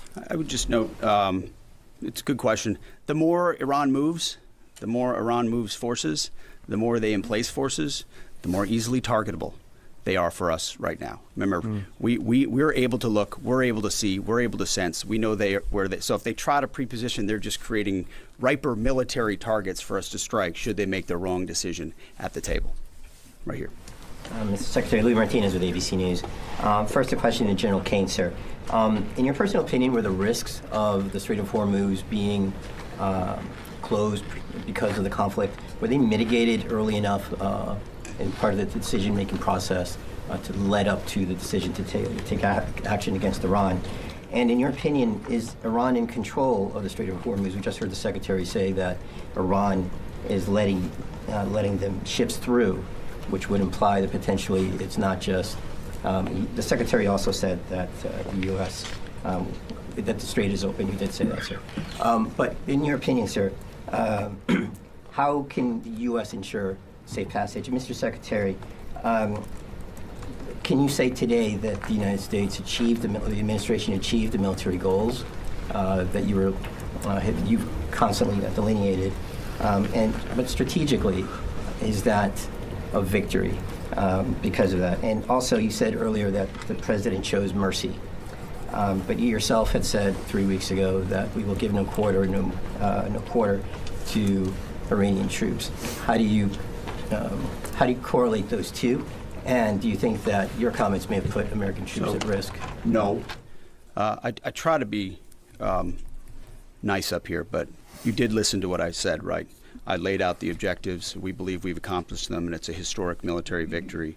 And President Trump has the option as the commander-in-chief to compel an adversary to the table, which is precisely what he did. And at the end, he chose to say, you know what, I'd rather talk to you at the table than obliterate your capability to export oil and fund your terror regime. So he did make that choice. That was his choice. He was a president of peace, and he's been willing to make those really tough calls that the American people elected him to do. Nothing we've done. He's done a good job, man. Not a single thing we've done. This is a typical, of course, it's ABC. Not a single thing we've done has put an American troop in more of a harm's way. We've only set our troops up to harm Iranian military capabilities, which they've done to devastate. Did you notice how casually he said, oh, of course it's ABC? You know, like, you notice how casually he said that? It's like Trump and Hegseth are so fatigued by the mainstream media, the lying mainstream media, that every time it's like, oh, CNN fake news. Okay. Oh, of course it's ABC. You know, they just say it so casually, man. I love it. I fucking love it, dude. Stating fashion and to great success. Mr. Chairman, you had a part of that There's a question. lot in that question. I'd love to take that offline and answer it, but I'm struggling to find exactly what your question was, and that's probably me, not you. Okay, all right. Sorry about Mr. that. Chairman, it was an indictment framed as a question, so you're forgiven for not understanding. Go ahead, please. Can I reframe it again, sir? No, Is- you've had is your the chance. Strait Go of ahead, sir. Hormuz open right now? Thank you very I much. believe so, Mr. based on the Thank you very diplomatic much, Mr. negotiation. So Secretary. I believe so. It is I always believe nice so. to see Yeah, you. sorry. Mr. Kurd or Rahim Rashidi from Kurdistan. I am representative Kurdistan TV and Kurdistan 24 today. I have two questions. Mr. Secretary, will your forces stay in the region and continue to defend and protect your allies and take the responsibility for their security? Oh, shit, dude. Oh, shit. Second question is, as you mentioned many times, that you have full control of Iran airspace.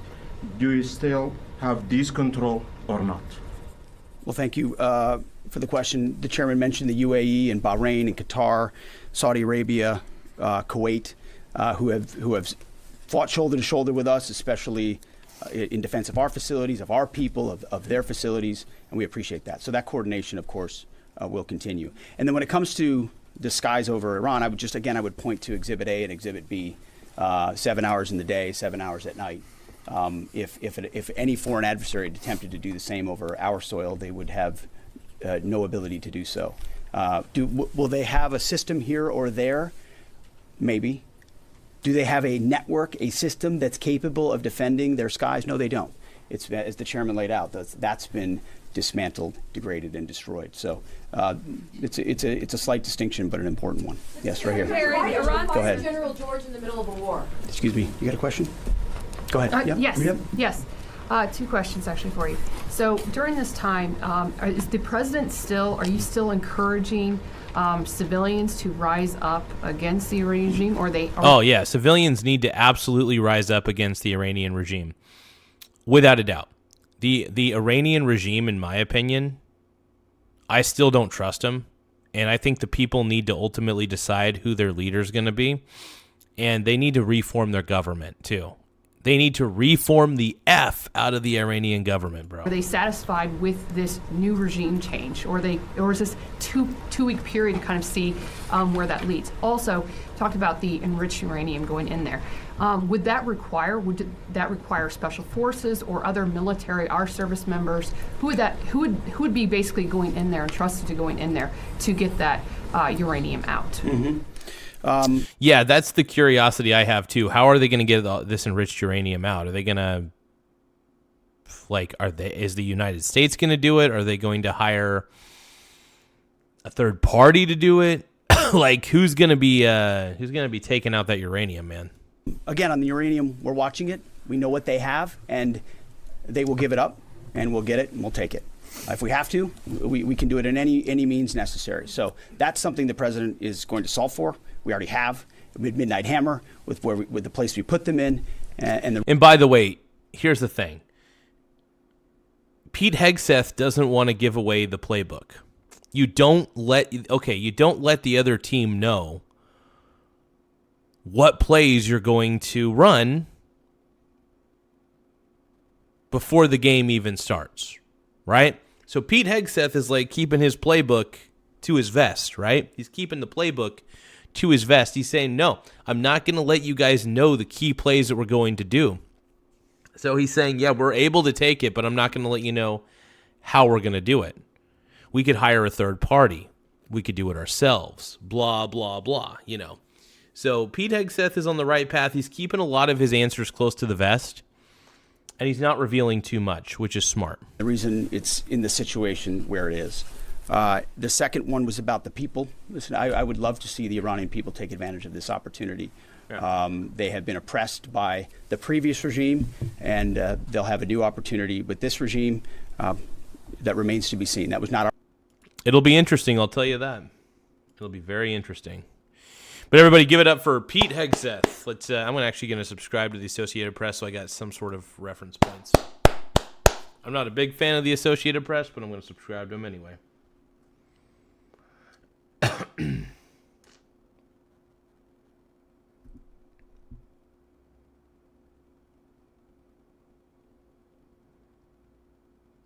Oh, shit. Caroline Levitt's briefing people now. Okay. Hold on. We'll begin shortly.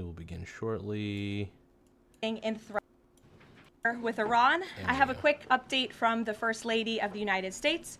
Yesterday marked the very first conviction under the Take It Down Act, landmark legislation that First Lady Melania Trump played an instrumental role in getting passed, that protects victims from non-consensual AI-generated sexually explicit images, hell yeah, cyber stalking, and threats of violence. No, that's really cool. That's actually pretty dope. This is a huge achievement for the First Lady, and I know the President is very proud of his wife's efforts in getting this critical legislation passed to protect America's youth. So we thank the First Lady for her efforts, and we hope that others will... Pete is a bro, dude. Pete is the man. Pete Hegseth is the GOAT, dude. Osama bin Laden says, nice cut BTW. Hey, thank you, brother. I cut my hair. Bin Laden I cut my hair last night. What's up, Garza? I got a cheap knockoff Flowbee. It's one of those vacuum clippers, and what it does is as it's clipping, it vacuums the hair up, so it's a very easy cleanup process. It's very nice. It's a very convenient way to cut my hair because I never have to bust out the broom. Also, it's a fairly even cut every time, I would say. I make sure that I go back and forth around my head and stuff like that, but it's a very, very even cut, and I prefer it that way. So I love having an even haircut. It makes my life a lot easier. Will report on this historic conviction yesterday. With respect to the 2-week ceasefire announced by President Trump last night, this is a victory for the United States of America that the President and our incredible military made happen. From the very beginning of Operation Epic Fury, President Trump stated this would be Epic Furries, a 4 to 6 week military operation to dismantle the military threat posed by the radical Islamic Iranian regime. Thanks to the unbelievable capabilities of America's war fighters, the United States has achieved and exceeded those core military objectives in just 38 days. The U.S. military destroyed Iran's defense industrial base, crushing the regime's ability to manufacture weapons that they and their proxies use to maim and kill Americans and terrorize the world. Jeez, man. Iran's ability to build and stockpile ballistic missiles and long-range drones has also been set back by years compared to where it was 6 weeks ago prior to the launch of Operation Epic Fury. Epic Furries, baby. That's what I want it to be called, Epic Furries. But no, Operation Epic Fury has been a pure success. I still think it's amazing that they were able to rescue both of the pilots in enemy territory the way they did. It's a testament to the brave young men and women, man. Testament to them, and also a testament to the technology that they utilize as well. All of the above, baby. All of the above. Vast majority of Iran's ballistic missiles, launcher vehicles, and long-range attack drones. No, I'm proud of what Trump has done, dude. He's taken out the asshola Ayatollah. He's helped the regime change, which needed to happen, by the way. Iran's been a piece of shit. Iran's government has been a piece of garbage for so long that this needed to end. It needed to end at some point, and it ended. Through more than 450 strikes on ballistic missiles and approximately 800 strikes on Iran's drone launching units and storage facilities. In total, more than 13,000 targets across Iran were struck. Again, amazing. This is in the matter of amazing. Just 38 days. Meanwhile, like that is the Iranian actually impressive. Navy was completely annihilated. The United States destroyed more than 150 naval vessels in total, including 16 entire classes of Iranian warships. Despite once being the largest undersea force in the Middle East, Iran now has 0 submarine vessels. 97% of Iran's once massive inventory of more than 5,000 naval mines has also been targeted and destroyed. Iran's air forces are functionally and operationally irrelevant at this point. Yeah, absolutely. No, Iranian forces are done, dude. Iran has no military, basically. Iran has no government. And Iran has no navy. Period. End of story. Osama bin Laden says, China has some of their airspace next to Korea and Japan off limits for 40 days. Oh, shit, dude. China might be feeling sus about America because of this war. Well, first off, I mean, America's always been sus of China. China's communist as shit. I think China's population hates their leadership. I think that China's population, low-key, hates their leadership. That's what I believe. That's my opinion. But, yeah. Larson Christopher says, they had around 170 ships of differing sizes. That is wild, actually. Holy crap. That's a lot of different ships, Brony. Hey, thank you guys for voting in the poll, by the way. Really appreciate it. Yeah, if you guys can, feel free to send a gift or a super chat. It does help the channel grow. At least it helps fund the channel. Let's keep going, man. The United States maintained total air dominance over their country for weeks on end. To underscore the significance of this, before Operation Epic Fury, Operation Epic Fury, baby, let's go. the Iranian Air Force would fly between 30 to 100 flights per day. Today, that number is 0. Iran's ability to fund and support its terrorist proxies has been greatly reduced. At this point, Iran can no longer distribute weapons to its proxies. Thank goodness, by the way. A weakened Iran is a good Iran. That means they can't give away any weapons to sponsor terror. They can't, they can't do anything. That's the best thing. A weak Iran is a good Iran for the Middle East. Iran's been too shitty of a country Iran's government's been too shitty for too long. And honestly, this was well deserved.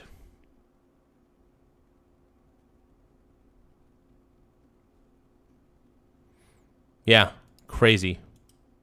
Osama bin Laden says, Lursub Christopher from having the greatest navy Liar. in the world to 25, that's sad. Larson Christopher says, just kidding. Mojave, remember it's a religion, not a secular gov. Region. And most Primal importantly, Scream says, Iran will not be able liar. to acquire nuclear weapons. Prior to the start of this successful operation, Iran was aggressively expanding its short-range ballistic missile arsenal. Through these weapons and its navy, Iran was attempting to build a military buildup around their country that would pose an imminent and existential threat to the United States military assets in the Middle East, our allies in the region, and ultimately the free world. Iran was pursuing this dangerous and aggressive strategy for one reason: to hold the entire world hostage to its terrorist ambitions. The Iranians aim to use their expanded military capabilities as a shield around their country to continue achieving their ultimate goal internally, building nuclear bombs. But their murderous and evil plans have been blown up, quite literally and figuratively, along with their military, their nuclear... Abso-freaking-lutely. Caroline Leavitt, preach. I'm not your biggest fan, but preach. Program and most of their senior leadership, including the former Supreme Leader Ayatollah Ali Khamenei. The asshole Ayatollah.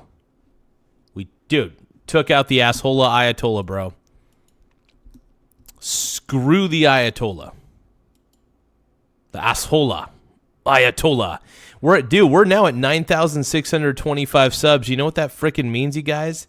Dude, we're really, really killing it. We're at 375 subscribers away. 375 subs away from hitting 10K, you guys.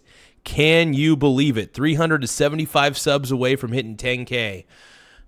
We're on the right path, baby. We're on the right path. Their command and control structures were also massively disrupted. Also, don't forget to double tap the screen to like the stream one more time. Double tap the screen to like the stream. After being struck more than 2,000 times. Many of their remaining leaders are paralyzed in fear and no longer enjoy the freedom to move around their country freely and meet openly. Thanks to the unmatched excellence of our warriors at the direction of the Commander-in-Chief, the world has just witnessed a historically swift and successful military triumph. President Trump started Operation Epic Fury with strategic military objectives, and the United States has clearly achieved them. Stud, dude. Trump's a stud, dude. This progress, we also remember and honor the Trump is the dude. I'm tired of people. Like, I know people think I'm trolling sometimes because the way I talk, but honestly, no. I'm a big Donald Trump fan. I'm tired of Iran. I want to see. Honestly, a weakened Iran is better for the Middle East because it creates a little more peace. A weak Iran is a good Iran. Once again, I say this. I say it once, I'll say it again. A weakened Iran is the best thing for the Middle East. That's all there is to it, man. 13 American heroes who laid down their lives in this noble effort.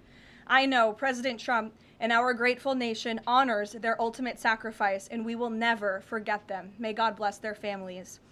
The valiant efforts of all of our incredible service members created maximum leverage for the President of the United States, allowing he and his leadership team to engage in tough negotiations over the past couple of weeks that have now created an opening for a diplomatic solution and long-term peace in the Middle East. The President's maximum pressure and the leverage created by the success of Operation Epic Fury led to the Iranian regime asking for and ultimately agreeing to a ceasefire proposal with the United States. Iran could no longer tolerate being bombed or taking the gamble of what was to come following President Trump's 8 p.m. deadline last night. Iran has agreed to open the Strait of Hormuz, and as the President said, we have received a proposal from the Iranians that has been determined to be a workable basis on which to negotiate. I've seen a lot of inaccurate coverage today from the media about these negotiations and these plans already. So let me be clear and correct the record. The Iranians originally put forward a 10-point plan that was fundamentally unserious, unacceptable, and completely discarded. It was literally thrown in the garbage by President Trump and his negotiating team. Many outlets in this room have falsely reported on that plan as being acceptable. Hold on, let's take a look here. Hold on. Larson Christopher says, inflation wipes out savings quickly. But inflation isn't much of an issue if wages keep up. Wages have stagnated since the early 70s, and that's the largest problem. Well, and that's one of the reasons why I don't rely on my job or any of my things. Like, for instance, as much as I love YouTube, by the way, I do not rely on YouTube itself to pay for everything. I have a lot of companies that I've invested in that pay out a dividend. I've got real estate investment trusts. All of my stocks, my diversified portfolio of dividend stocks, protects me against inflationary forces, specifically with the real estate investment trusts that I have. I never have to worry about a pay increase because I know that my dividends will go up over time. Traditionally speaking, my dividend portfolio is crazy, dude. My dividend growth over time skyrockets. So no, I love dividends. I'm a dividend freak. I'm all about the dividend lifestyle. That's how I live my life. But yeah, I will never stop being a dividend freak. I'm a dividend king. I'm a kang. But yeah, no, I love dividends, you guys. I'm obsessed Like, if I could talk about dividends all day, that's probably what I would do. If people wanted to hear about it, though, that is. Ugh. But nobody cares about my dividends.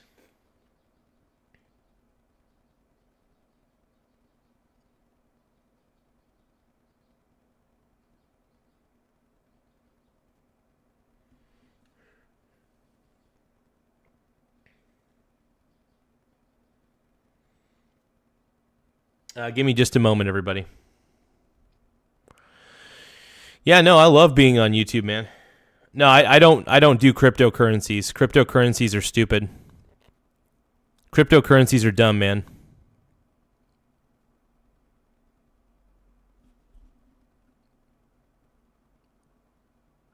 Wait, what did Trump throw in the garbage?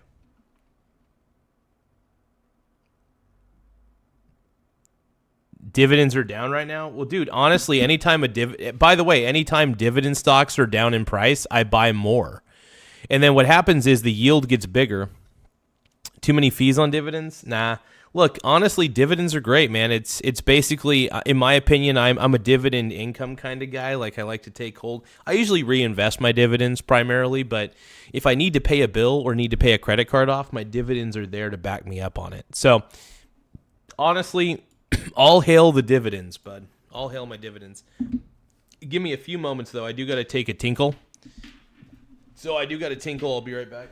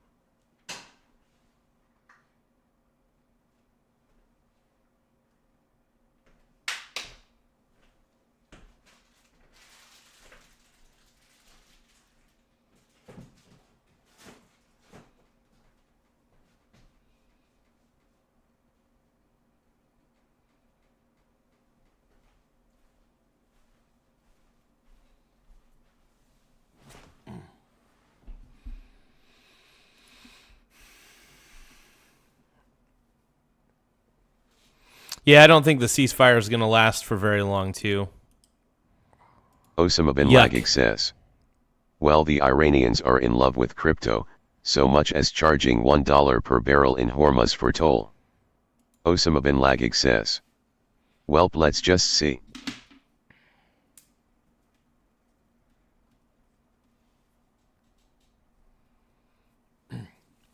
Yeah, I can't stand Iran, dude. Iran pisses me off, bro.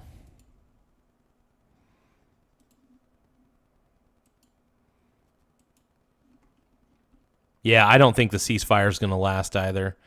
I don't like to be too pessimistic about things. It's just Iran's got a really bad track record. Like a really bad one. To the United States, and that is false. With the president's deadline fast approaching and the United States military completely decimating Iran with each passing hour, the regime acknowledged reality to the negotiating team. They put forward a more reasonable and entirely different and condensed plan to the president and his team.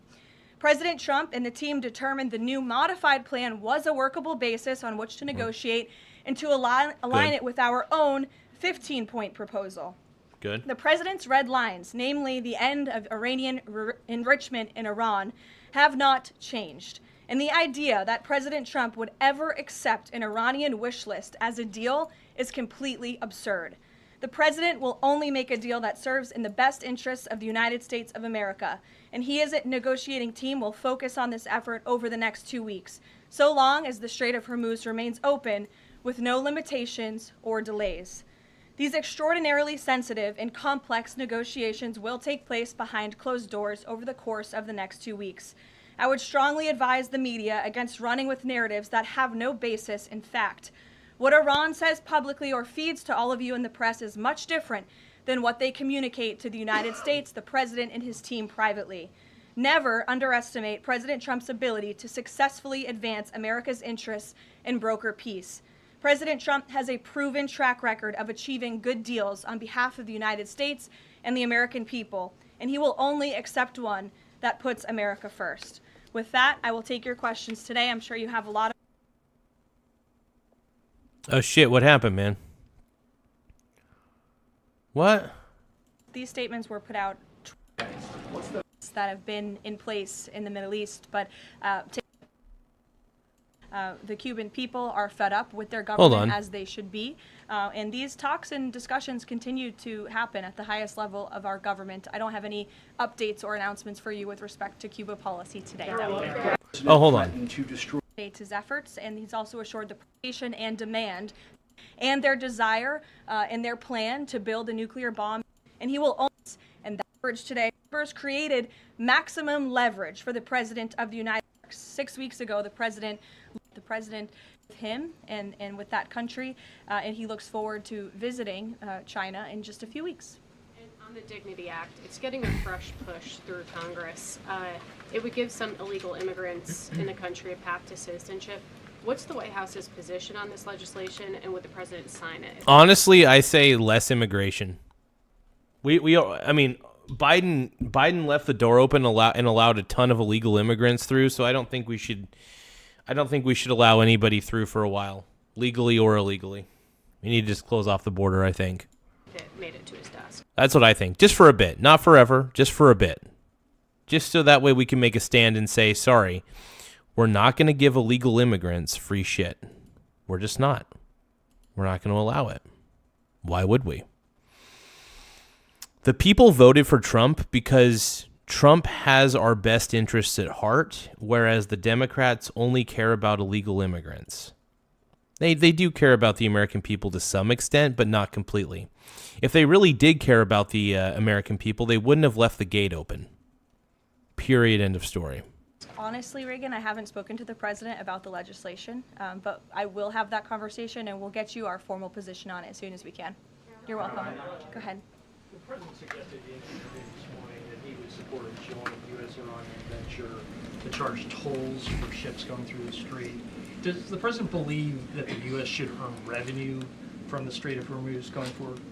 It's an idea the president has floated, as you know, and it's something that will continue to be discussed over the course of the next 2 weeks. But the immediate priority of the president is the reopening of the strait without any limitations, whether in the form of tolls or otherwise. And on the highly enriched uranium, has Iran given the administration any indication that it would simply turn over the enriched uranium, or is this an expectation that the president has that he would have to send in ground troops in order to do that? This is on the top of the priority list for the president and his negotiating team as they head into this next round of discussions. And as I said in my opener, that is a red line that the president is not going to back away from, and he's committed to ensuring that takes place. We hope it will. Trump's the man, dude. That's what she's trying to basically say. Trump's the GOAT. Everybody else can F off. And, yeah, dude, Trump's the man. And, yeah, there's a lot of haters out there that hate on Trump.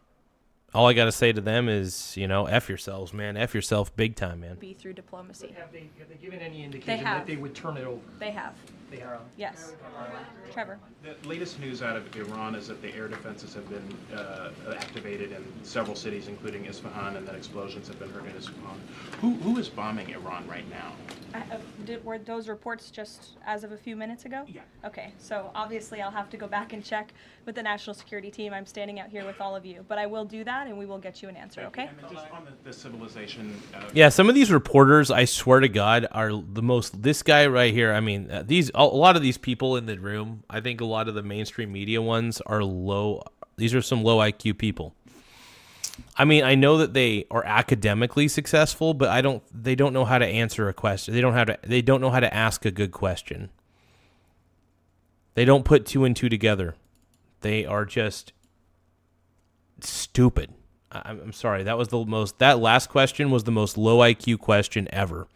How the hell is she supposed to know anything about a report that just came out 3 minutes ago while she's talking to all of them? Come on, man. Question that we've been talking about. And I would just add. I mean, these reporters piss me off, dude.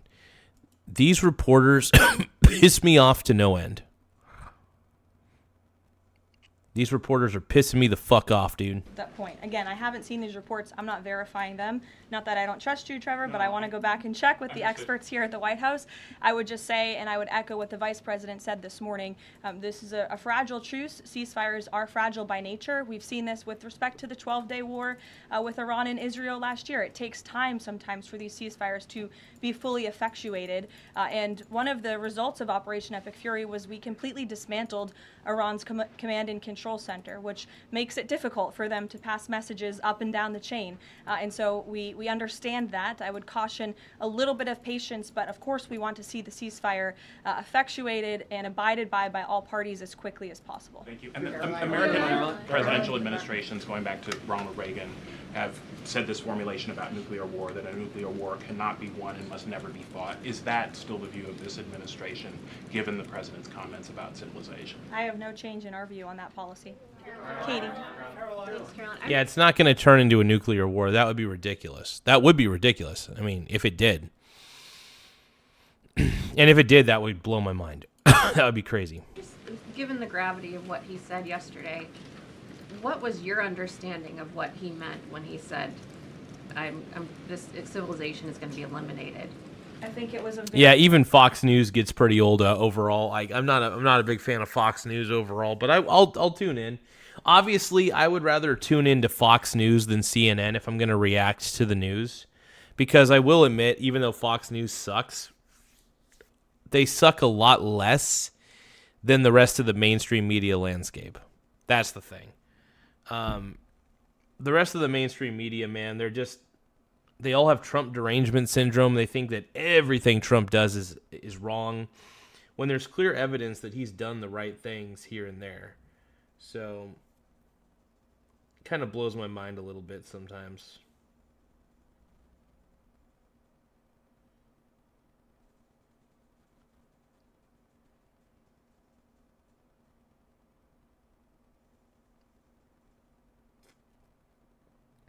Give me a moment, you guys. Sorry about that. But yeah, the market shot up today, man. All my small cap ETFs. I got a lot of small cap ETFs that I swing trade. Those went up like crazy. I'm definitely reaping a huge profit from those. Let's see. Profit. Silver. My God, I'm making money on silver. I am making bank on silver, bro. I bought silver when it was going down. And honestly, when silver dips, I like to trickle buy into it. This is not financial advice by any means, just for educational entertainment purposes only. But I buy the dip gradually. I buy it like a share at a time. So I buy a share of the SLV as silver goes down, because I would rather buy the dip on something that has intrinsic value than something that doesn't. For instance, if you buy the dip on Bitcoin, you're an idiot. If you buy the dip on silver, you're a smart person. What's the difference? Silver has intrinsic value, whereas Bitcoin is a digital string of data and has no intrinsic value, backed by nothing. So Bitcoin is worthless. I think the world is finally waking up to what I've been telling them for years, by the way, that Bitcoin is shitcoin, that Bitcoin is clickcoin. It's nothing. Bitcoin sucks. It's not gold. Whenever people compare Bitcoin to gold, it makes me feel physically ill. It honestly makes me kind of feel ill. I'm like, God, this is gross. Why are you guys comparing this? They're not comparable. They're not the same. They're just not. You know it. I know it. The American people know it. Come on, bro. You're a pink brony, bro. Silver stock has no value. How's that? By the way, a silver ETF holds on to, the SLV holds on to physical silver, by the way. The entire silver ETF, the exchange traded fund, is backed by silver bullion. It's backed by actual silver bullion. Come on, man. You can't be that low IQ. You know the SLV is valuable. Very, very strong threat. It's very short-sighted to say that the SLV is not a good swing trade play. It's extremely short-sighted.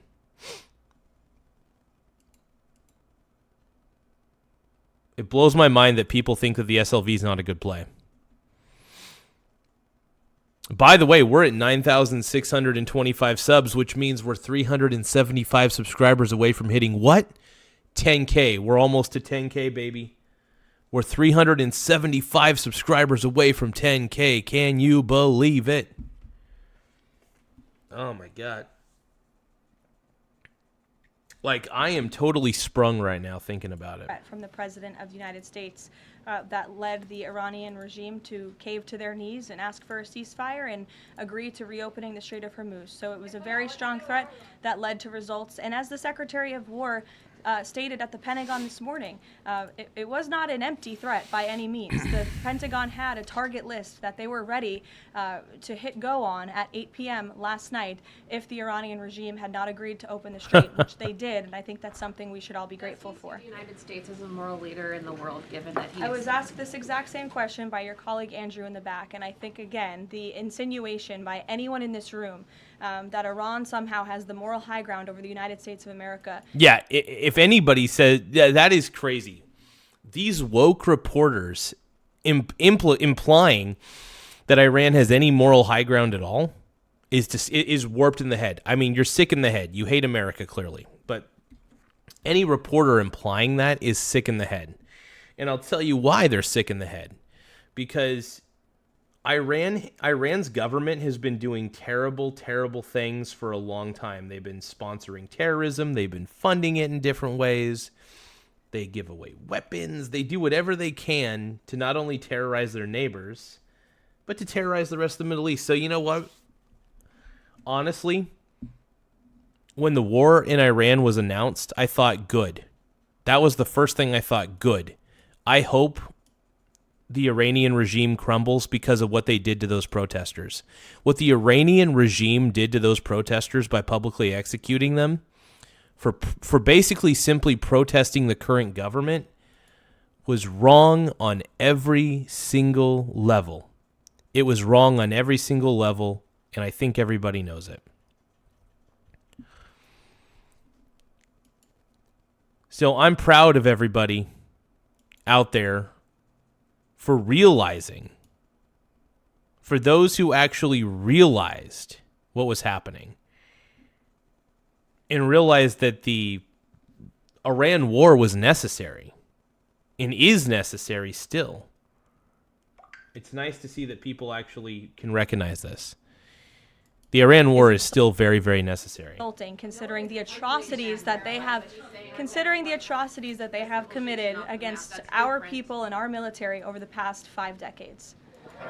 John, go ahead. Thanks a lot, Caroline. 2 questions for you. One has to do with a statement, a joint statement put out this morning by some of America's European allies, our NATO allies. And in that joint statement, they said regarding the Strait of Hormuz, our governments will contribute to ensuring freedom of national...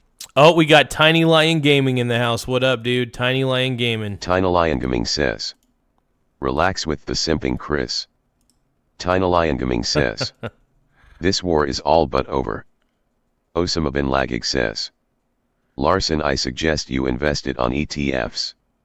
Bitcoin will tank when this war becomes worst, which it will. Osama bin Laden says. Crypto's worth is essentially based off of people buying crypto and transacting with it. Yeah. What happens if the power grid goes off? Yeah, Bitcoin's... I don't even think Bitcoin should be called speculation. Anything with an intrinsic value of zero is obviously going to eventually go to zero. Nobody can predict when, because you never know when people will collectively realize that this is phony baloney dildo money. Bitcoin is phony baloney dildo money. Navigation in the Strait of Hormuz. What's the administration's reaction to that joint statement? Does that smooth things over when the president meets with NATO Secretary General a little bit later this afternoon? I have a direct quote from the President of the United States on NATO, and I will share it with all of you. They were tested and they failed. And I would add, it's quite sad that NATO turned their backs on the American people over the course of the last 6 weeks when it's the American people who have been funding their defense. As you know, President Trump will be meeting with Secretary Ruta in a couple of hours here at the White House. And Well, I don't think... Well, no, here's the thing, man. I don't think Bitcoin is as tangible as an ETF, because all Bitcoin really is... You know, here's the thing. An exchange-traded fund... Larson, I'm going to disagree with you on this, man. An exchange-traded fund, a fund itself can actually hold on to valuable things and, in a sense, be a representative of those valuable things that they're holding. Bitcoin, on the other hand, isn't backed by gold. It isn't backed by silver. It's not backed by anything that matters. Yeah, crypto is not tangible. It is digital. It's not physical. There's no tangibility. Crypto is not tangible. It's digital and not physical. Yeah, that's the thing. You know, and that's good that you got Larson physical gold and silver, though. That's good. That's good. OBL, I have a lot of physical gold and silver. And look, you said you only bought 0.5 BTC, which is fine. I mean, like, look, I wouldn't trust it. I'd be sweating in my boots if I had that much Bitcoin, because I just know it's a ticking. I honestly believe it's a ticking. You know what? But yeah, we're at 9,625 subscribers. Everybody, we're only 375 subs away from hitting 10K. Can you believe it? So if you guys can, don't forget to tap the subscribe button in the upper right-hand corner. It really does help the channel grow. Once again, please do not forget to tap the subscribe button in the upper right-hand corner. We're currently sitting pretty at we're now at 9,627. You know what that means? We're now 373 subscribers away from hitting our benchmark. 373 subscribers away from hitting 10,000 subs. So please, if you guys can hear me, don't forget to tap the subscribe button in the upper right-hand corner, as it does help the channel grow in a lot of ways. So I really appreciate you guys for tapping the subscribe button. It really matters a lot to me. It does make me happy that you guys are willing to subscribe to this crazy channel. And look, I'll do my best to make entertaining content for you guys as much as possible. I love you guys, man. You guys make this show fun. You know, not everybody treats me kindly, but I focus on the people who do treat me kindly.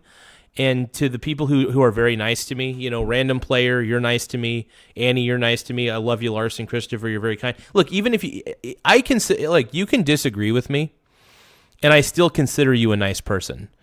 To everybody who personally attacks me, though, I think that you're not a nice person. But I will say that Chris Rule, you're a stud.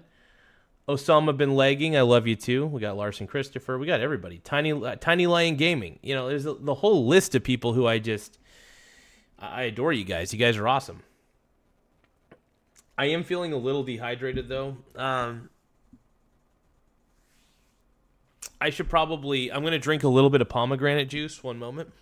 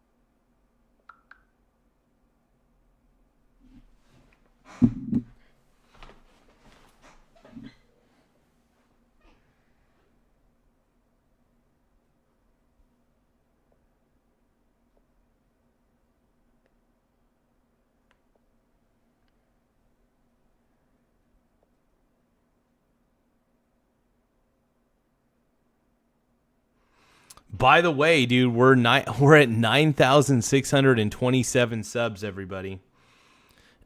We are. I still can't believe I still can't believe I'm even saying this. We're 373 subs away.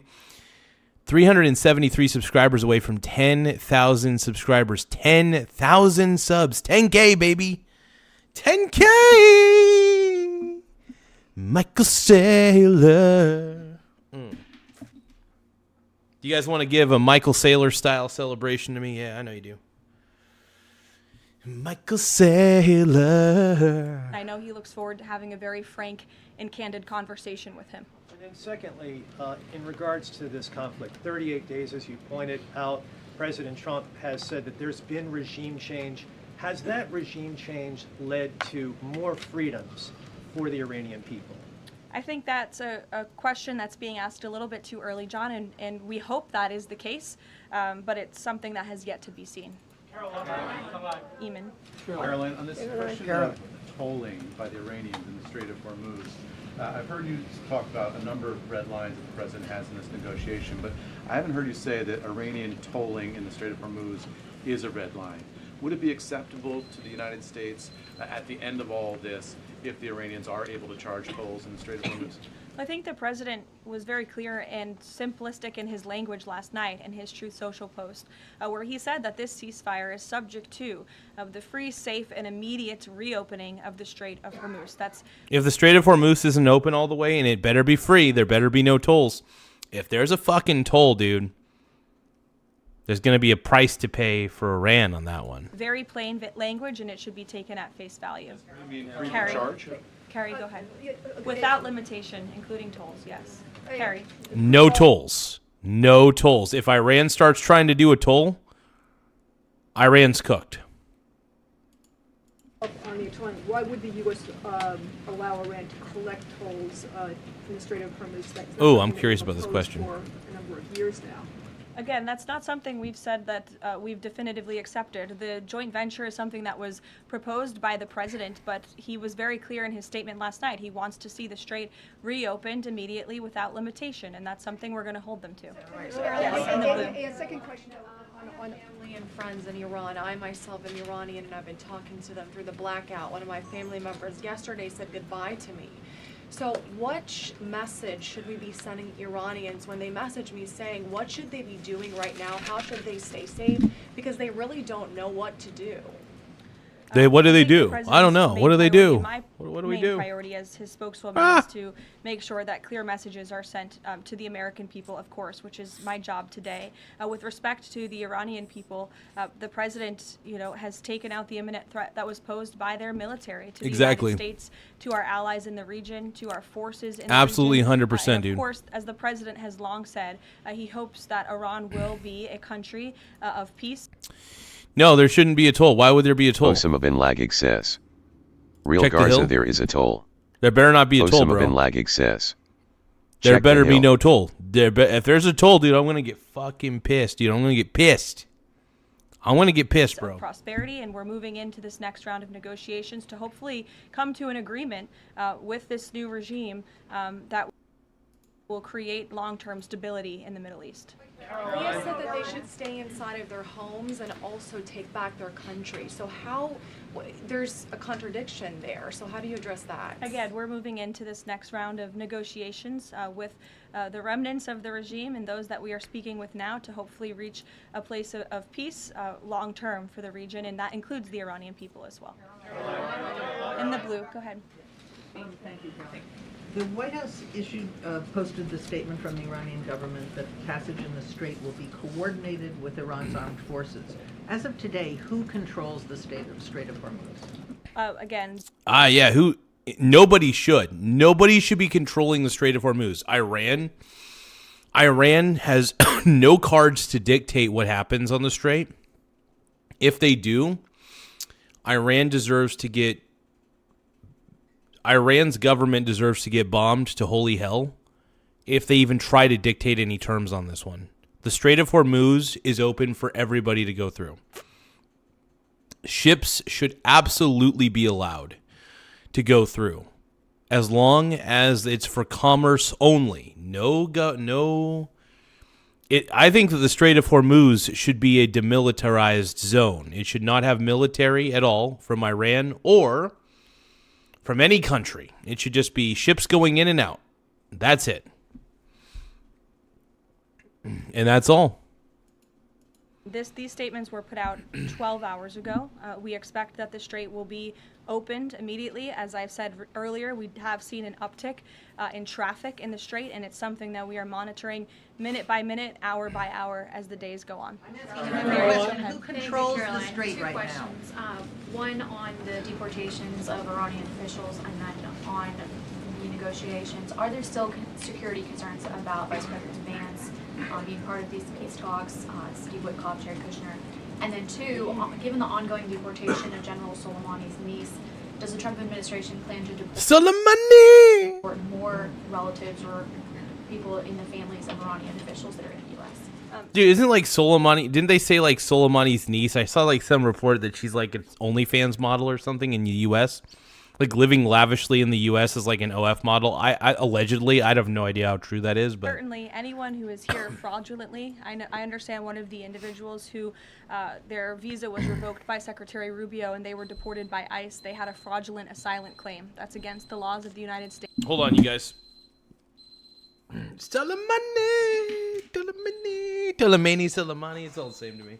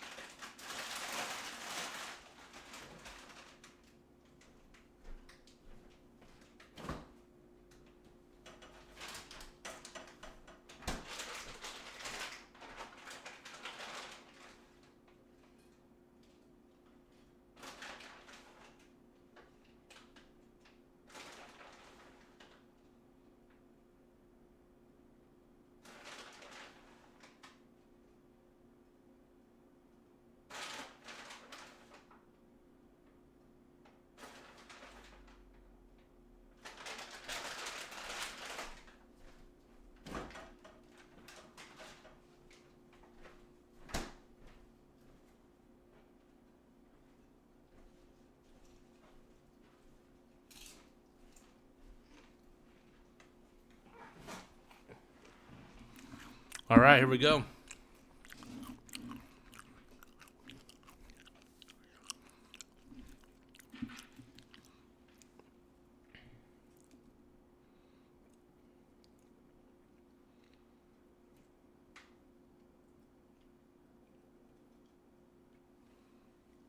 All right, let's keep reacting, man. Let's keep going. States. So anyone who is here illegally or fraudulently is subject to our nation's immigration laws and will be removed from our country. And I know this continues to be a top priority for the State Department, working in conjunction with the Department of Homeland Security. With respect to the safety of the Vice President, we fully trust the United States Secret Service to do their job, to keep the Vice President and the President's negotiating team safe. They do a tremendous job, and we fully trust them to do that. Caroline. In the back, go ahead. The President has said Cuba is next. What's the message to the American people regarding Cuba, and what can Cubans expect in relation to this statement? Well, look, I think when President Trump said that, and he later clarified after making that statement, that he meant the Cuban regime is bound to fall. Their country is very weak. They're in a... You like wet food because you're a dog. Yeah, you like wet food because you're a dog, bro. Very weak position economically, obviously, financially. The Cuban people are fed up with their government, as they should be. And these talks and discussions continue to happen at the highest level of our government. I don't have any updates or announcements for you with respect to Cuba policy today. Good to see you. Thank you, Caroline. Secretary Hegseth said this morning that U.S. troops would be sticking around. Can you expound upon that, what we should expect from U.S. troops in theater for the next 2 weeks and beyond? I would defer you to the Pentagon for any specifics on assets that have been in place in the Middle East, but take the Secretary at his word, and also the President has reiterated this as well in his own words, that we're not going to move anything immediately. Again, this is a 2-week ceasefire where we hope at the end, and we expect at the end, we'll have a good agreement between the United States and Iran, but in the meantime, we're going to ensure that our military is always at the ready of the Commander-in-Chief. I'll take a couple more in the back. Sure. Thank you. Thank you. On NATO, I'll take your question. Thank you, Caroline. On NATO, can you tell me, is the United States still considering withdrawing from NATO? Is that still a possibility? I think we should. I think we should absolutely withdraw from NATO. I hope she says yes. I hope she says yes, we're fucking withdrawing. The President has discussed, and I think it's something the President will be discussing in a couple of hours with Secretary General Ruta, and perhaps you'll hear directly from the President following that meeting later this afternoon. Thank you, everyone.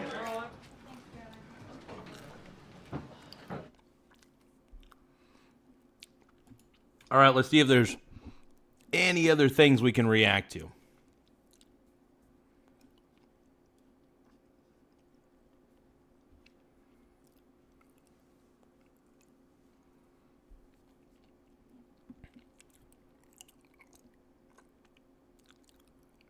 Okay, let's see here.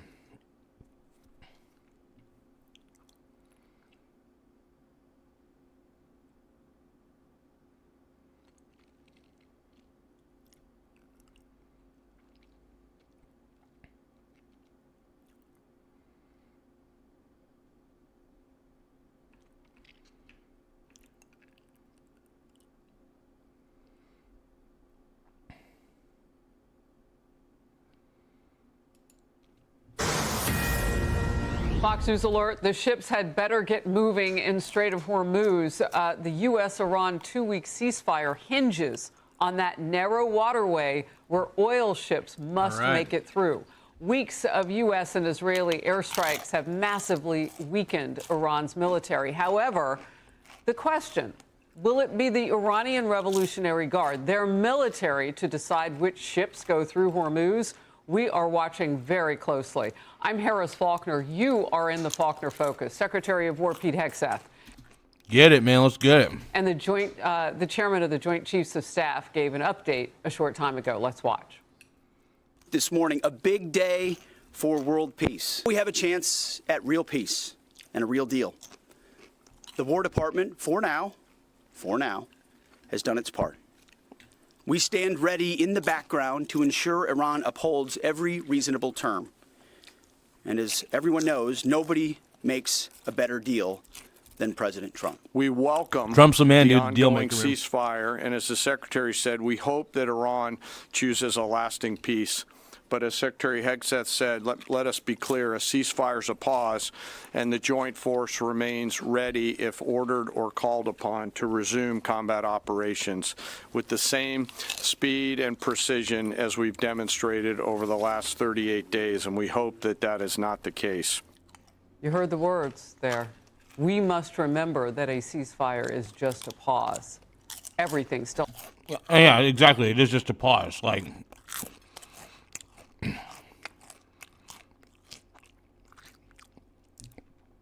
Trump is still going to make sure the regime change happens, right?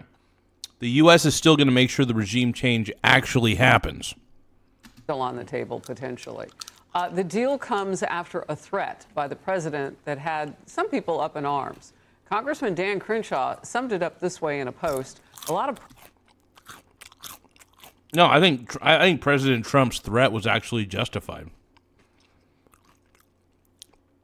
Was it profanity laced? Yeah, sure, but who the hell cares, man? Pearl clutching from the usual suspects online and cable news about ending civilization. Take a breath. Do some critical thinking and pretend like we actually know how President Trump communicates. Should he be taken literally? You really believe he's going to vaporize the Persian population? Really? Have you been paying attention the last 11 years? Messages on state television called for Iranian citizens to form chains around key power sites to act as human shields in case of strikes on those power plants. Yeah, that's the thing. The Iranian government doesn't give two shits about its own people. They are willing to use their own people as meat shields. It's crazy. A closer look shows those shields were mostly made up of young people, women, and children, a vivid reminder of how little the brutal regime cares for its own people. And it's a striking contrast to the images from January. If those same people were involved in the fierce anti-regime protesting, their own leaders would likely have shot them dead or publicly executed them. Iran has carried out a string of recent executions on alleged protesters, even in the days and hours leading up to the ceasefire we were covering it coming out of this weekend. Some estimates say the regime has killed more than 40,000 in connection with the unrest. Former Central Command Naval Forces Commander, Vice Admiral John Fozzie Miller, is coming up in focus. We are so glad to have him. Okay. The guy on the right, I'm not going to lie, the guy in Tel Aviv, Israel, his eyes, either he doesn't sleep at all or something, but he looks really off. The guy right here, hold on. This guy right here, he looks evil, dude. I don't know. This guy looks evil as fuck. We begin with Chief Foreign Correspondent Trey Yingst on the ground in Tel Aviv. Trey. He's got an evil look, man. Look at that look, dude. I don't know. There's something about those eyes that's a little menacing. It could just be the crow's eyes or whatever they call that. Crow's feet under the eyes. I don't know. Harris, good morning. We start with breaking news. State media reports that Iran has halted the passage of oil tankers through the Strait of Hormuz after Israeli attacks on Hezbollah in Lebanon. Earlier today, we know 2 vessels were able to go through this passageway. But again, state media is reporting that the Iranians are choking off the strait. I just got off the I don't like the way he said choking it off. It sounded weird. phone with a senior Like sexual. Israeli official who was sounding the alarm about this action by the Iranians, saying only just a few hours into this ceasefire, the Iranians are already showing that they are trying to leverage their control over the strait and put pressure on global energy trade. And it also comes after reports overnight indicate that an Iranian attack hit Saudi Arabia's east-to-west oil pipeline, and there was significant damage that was currently being assessed. This is important because this pipeline is the only outlet for Saudi crude exports. And as the Iranians are putting pressure on the strait, they once again are trying to leverage this ability to put pressure on global energy exports. It comes after we got a new statement from President Trump this morning about Iran's nuclear program. The president on Truth Social said the United States will work closely with Iran, which we have determined has gone through what they will be a very productive regime change. There will be no enrichment of uranium, and the United States will, working with Iran, dig up and remove all of the deeply buried nuclear dust. The president referring to Iran's enriched uranium there. And again, a lot of moving parts with this agreement that is very new. We saw overnight new strikes against Iranian oil infrastructure on Lavan Island. This is just off the coast of Iran. A refinery there was reportedly hit in early morning attacks. We don't know which country is responsible for the strikes, but we do know it comes after the Iranians broke the ceasefire hours after President Trump announced it, launching missiles and drones at regional countries and U.S. ally Israel. Here's what it looked like in the skies of Tel Aviv just 2 hours after the ceasefire went into effect. That's crazy.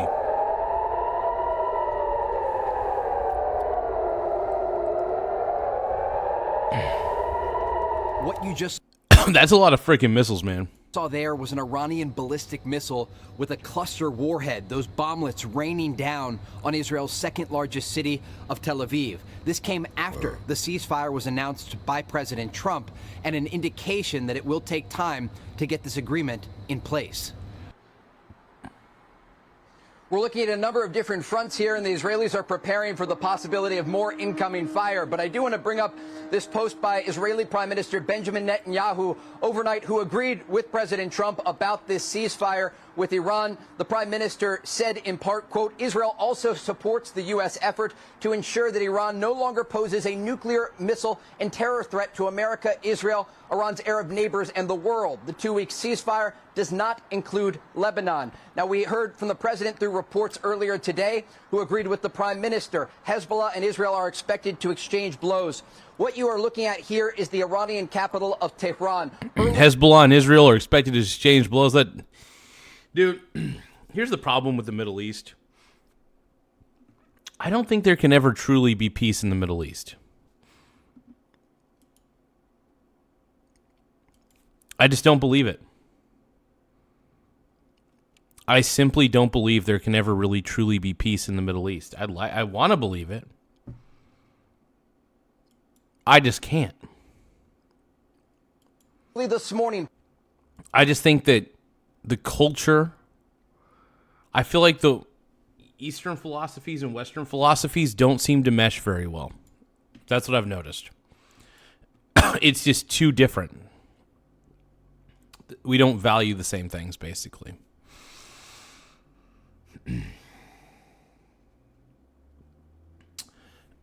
We're now at 9,629 subs. Once again, we're at 9,629 subscribers. Don't forget to subscribe to the Michael Garza Show. So tap the subscribe button in the upper right-hand corner. We're now, I can't believe it, 9,629, you guys. You know what this means? We're now officially 371 subscribers away. 371 subscribers away from hitting 10,000 subscribers. Oh, never mind. We just got another subscriber, everybody. Scratch that. We got another. Now we're officially 370 subscribers away. 370 subscribers away from hitting 10,000 subscribers, man. We're really doing it, and I couldn't have done it without you guys. I want to thank each and every one of you guys for taking the time to subscribe to this channel. It really means a lot to me. And it helps a lot. There will never be peace as long as Islam doesn't self-control at all. Yeah, it just doesn't happen, man. I just don't believe it can happen.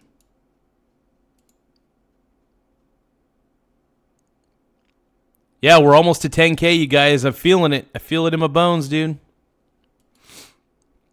But yeah, 9,630 subs. I couldn't have done it without you guys. 370 subs away, man. 370 subs away, bro. We're doing it. Pro-regime demonstrators took to the streets. They chanted death to America and death to Israel. They were chanting victory and burning American flags. It gives you a sense of the regime support that still exists in the Iranian capital. And when we go out here to this image of the Lebanese capital of Beirut, we may even have some live images for you here. Smoke was rising from the horizon of southern Beirut, the Dakhia neighborhood, earlier today. While the ceasefire is in place between Israel, the United States, and Iran, the Israelis launched what they are calling the largest round of strikes since their operation began. More than 100 different targets hit across Lebanon. There are first responders there on the scene. These are live images from the Lebanese capital of Beirut. Remember, this is the Dakhia neighborhood of southern Beirut, a Hezbollah stronghold. Officials there in Beirut say dozens of people were wounded, many killed in these strikes that took place. And the Iranians, once again, through state media, are threatening direct retaliation against Israel for this strike against their largest proxy in the region. Harris? Oh, boy, I got to tell you, this is the least ceasefire-like ceasefire I think that anybody might have anticipated. Iran certainly doesn't see it that way, obviously. Look, you had some breaking news, and I want to push in on it. Yeah, I still don't think this ceasefire is going to last, man. It's not. It's really not. It's not going to last. And Trump, I think Trump knows it. I think that's why I think that's why he did the deal. Because he knew that Iran was going to break this deal. He knew that Iran couldn't. He knows Iran can't help themselves. Thank you, Annie. I appreciate it. Thank you. 01200 says, "Full speed ahead, Garza. You got this." Yeah, it's not lasting. No way in hell. Annie01200 says. It's not lasting, no way. I do want to thank everybody for subscribing to the channel, though. You guys have been helping a lot.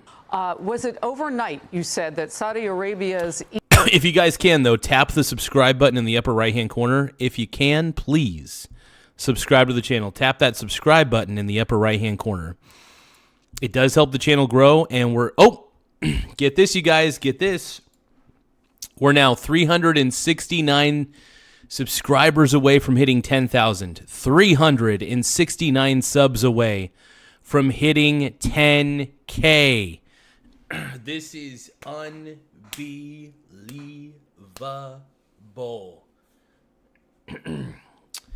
No, I really want to sincerely thank all you guys for subscribing. It really does help the channel grow.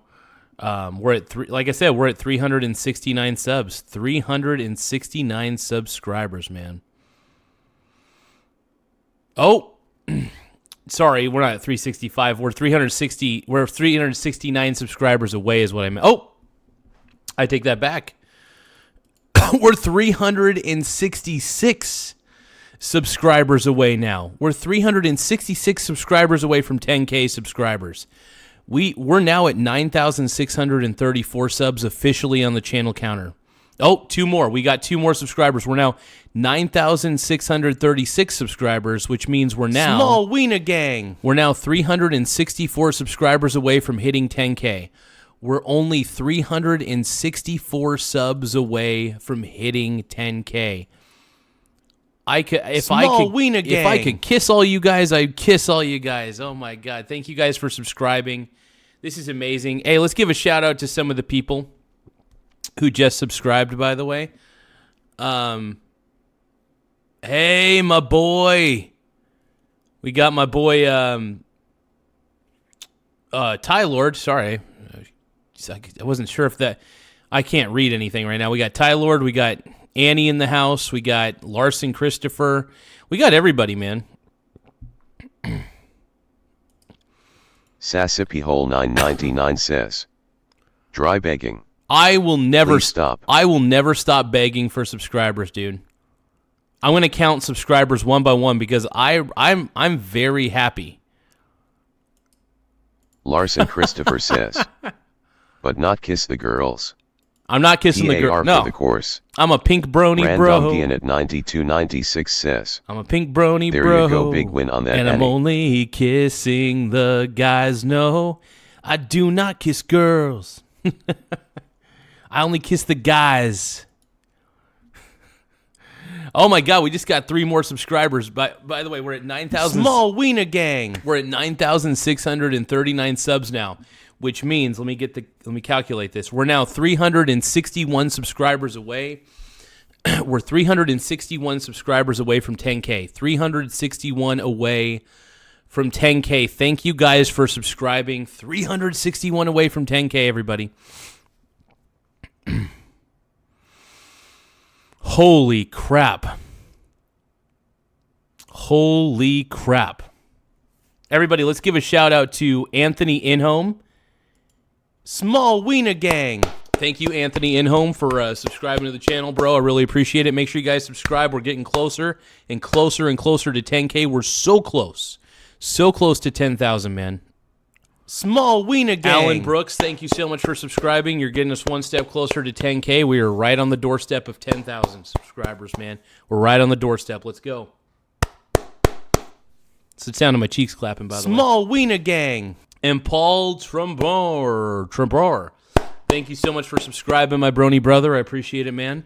Like I said, man, we're currently sitting pretty at, what are we at now?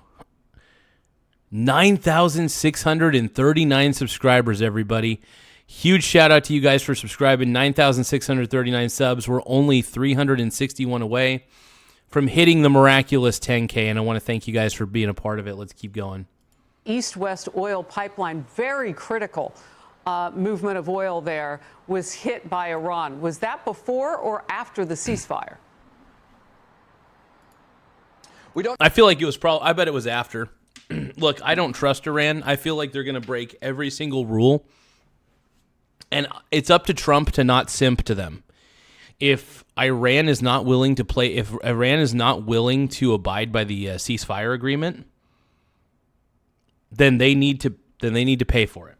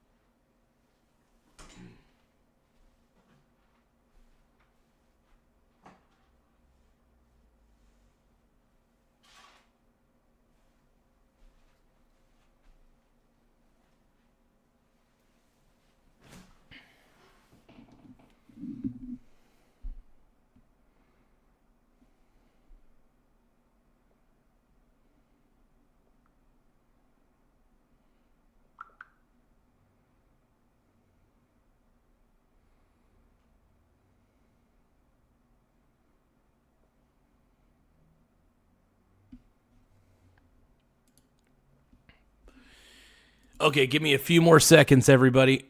Oh, we're now at 9,640 subs. Holy crap! We're now officially 360 subscribers away from hitting 10,000 subs. 360 subscribers away from hitting 10K. We're doing it, you guys. We're doing it. We're large and we're large and in charge, baby. Oh.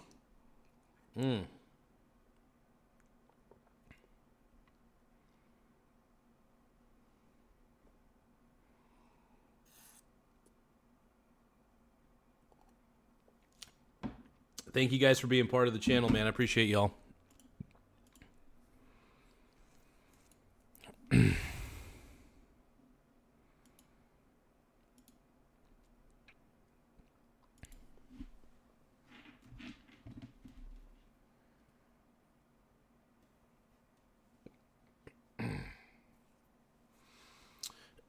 All right, let's keep watching, man. I don't know the exact timing of that strike, but it's very significant because this is the main pipeline that Saudi Arabia uses to move oil. And when the Strait of Hormuz is choked off, it's the only pipeline that they're able to use to get those exports out to the world. Something important here that we should note, it wasn't just Israel that came under attack after the ceasefire went into effect. This morning, there were dozens of drones launched at Kuwait from Iranian territory. The United Arab Emirates also came under an Iranian missile attack. There were reports of missiles toward Bahrain and Qatar. So as this is taking place, the Iranians don't appear very serious about this ceasefire agreement. The president has offered them a... Yeah, I just don't think the Iranians are going to abide by any of it. If we're going to be honest, I just don't think they are. Why would they? They have no reason to. They have no incentives. I mean, I think Trump offered the incentive of if you break any of the rules in this deal, you're done. You're done. That's basically how this deal's working out on there. Kind of crazy. Kind of wild, man.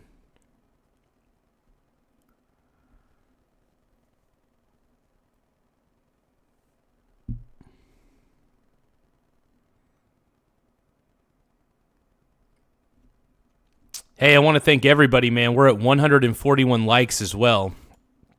Appreciate it. A good faith opportunity, a window of 2 weeks to reach a broader agreement. And we heard from the president before about Iran's nuclear program. I spoke with Israeli officials earlier today. They said despite these attacks on energy infrastructure across the region, the #1 priority for the Israeli military echelon and government is the enriched uranium. They understand that the Iranians were pursuing... They got to get a hold of that enriched uranium, man. They got to get that. They got to get the uranium, because if they don't, I mean, it depends on how much of it's been enriched. Quite a bit of it has. But they got to stabilize it, man. They got to safely take it out. They have to safely get that uranium out of there. How are they going to do it? I have no clue. Are they going to do it? I believe so. In some capacity.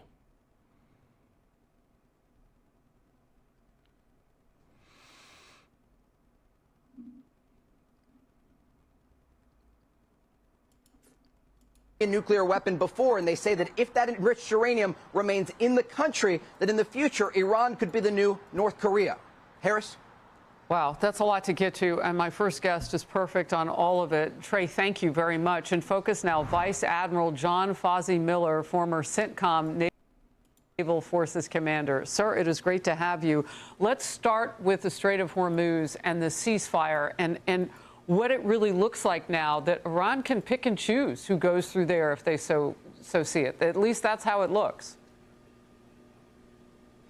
Well, good morning, Harris. Thanks for having me. Any long-term solution to this conflict when it comes to the Strait of Hormuz has to result in the Strait of Hormuz being open and free for commercial traffic without interference from Iran or from any other nation. It's an international strait, and the ability of Hormuz to function as an international strait is only being impeded by the Iranian regime. And so until that stops, it's very difficult to see any long-term resolution of this crisis. So that's one thing. The other was what Trey Yingst was just describing right then. How Iran is continuing to threaten all of its neighbors. And look, the list got longer. I knew about Kuwait and Israel overnight after the ceasefire, but the UAE, Bahrain, Qatar. Admiral, those countries can't just sit there and be patient for 2 weeks. They got to fight. They got to defend themselves. I mean, you know, they've got incoming now, so they've got to fight that off defensively. That doesn't seem like a ceasefire. I don't think it looks very much like a ceasefire anywhere you look, other than we've stopped bombing in Iran. The Iranians haven't stopped, and of course the GCC countries that have taken the brunt of this over the last month are continuing to receive incoming fire. So I think we'll get to a point very soon where the GCC can no longer wait to see what's going to happen, and they're going to start to take matters into their own hands and defend themselves through offensive action on their part. How do you see actually what we're doing right now in terms of the capability Osama bin that Laden we've says, taken away? Blunderbuss S6C just stop taking the rage bait. Esteban is clearly a 14-year-old. That's usually how it is. There's usually a lot of woke people that come into the chat and start giving us crap.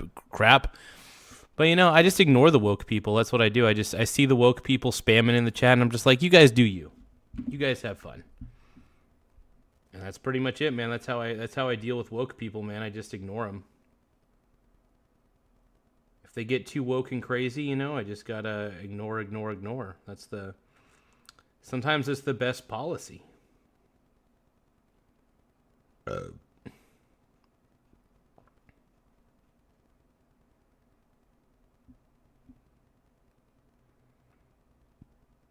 All right, well, I'm looking at some of these charts here. But yeah, everything went back up very rapidly. The swings were nice. Lots of good swings, man. Lots of good swings. Oh,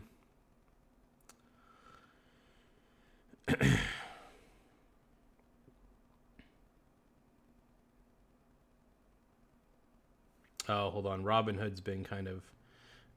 As much as I love the Robinhood app, it's all right, but sometimes it sucks. That sucks. Let's see, I'll sell part of this just in case.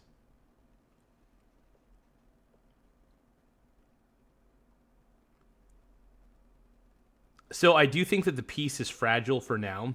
I don't fully trust the piece. I do feel like if anything goes wrong, the markets are going to go back down. So the smart thing I could do is kind of sit on a little bit of cash for a bit. Still have my positions, obviously, because I never know what direction the market will ultimately go.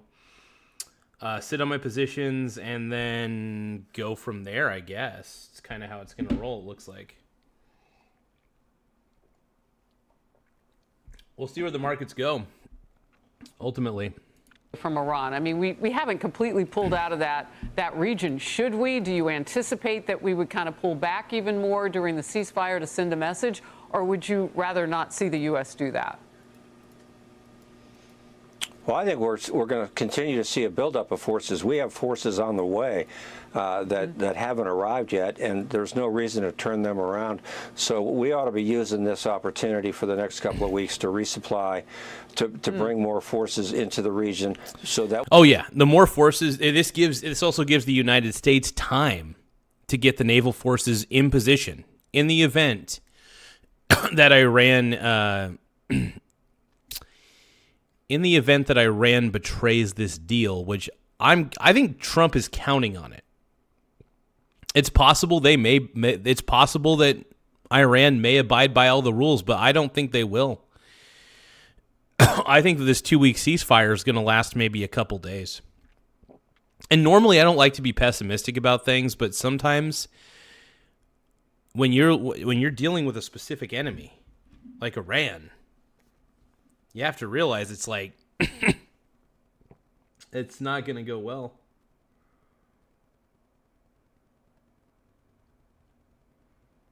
It's not going to go well for Iran is what I'm saying.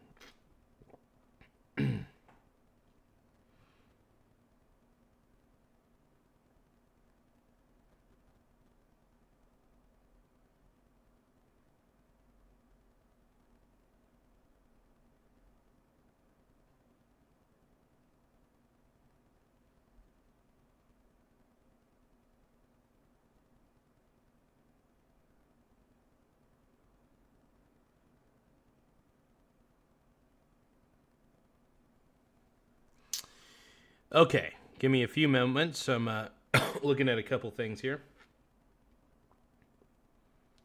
All right, let's keep it rolling, you guys. Let's keep it rolling. We're ready at any point if the ceasefire breaks down, or if we're unable to negotiate a long-term agreement that's acceptable.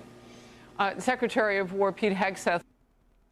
Oh, by the way, we're sitting pretty at 9,643 subs. You know what that means? You know what that means, you guys?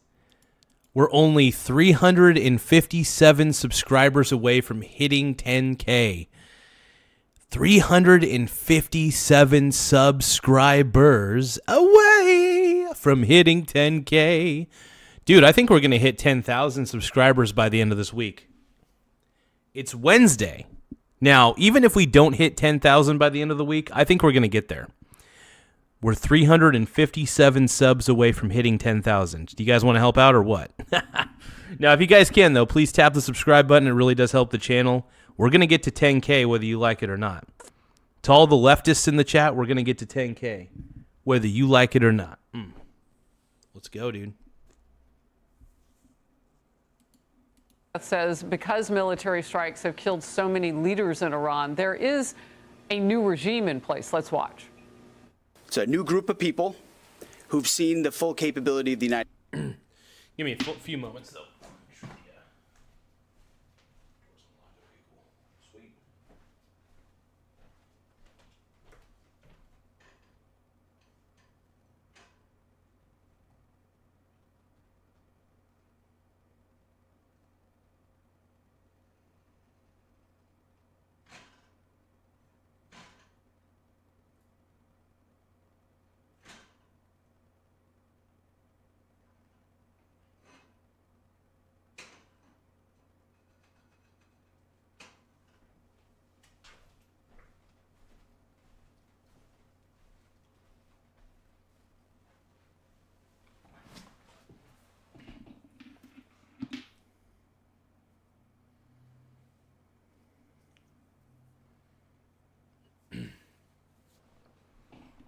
United States military and has a new calculus about what it means to negotiate with us, hence why they came to the table wanting a ceasefire and the shooting to stop. So this new regime, which... Oh, crap. We just got 4 new subscribers in like a series of a few seconds.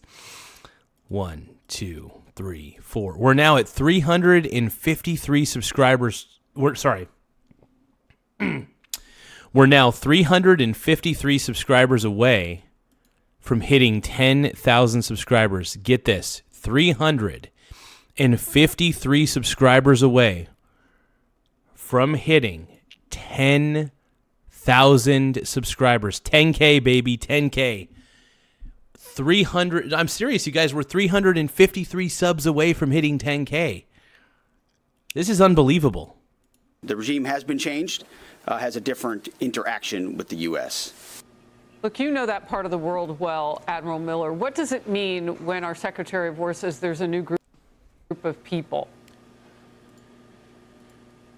Well, this new group of people are the same people that rounded up women and children yesterday to go stand on bridges and buy power plants. And so I don't know that the regime... Yeah, I don't think this is a very honorable regime, because if the Iranian regime is telling people, civilians, to stand in front of those power plants and basically be meat shields,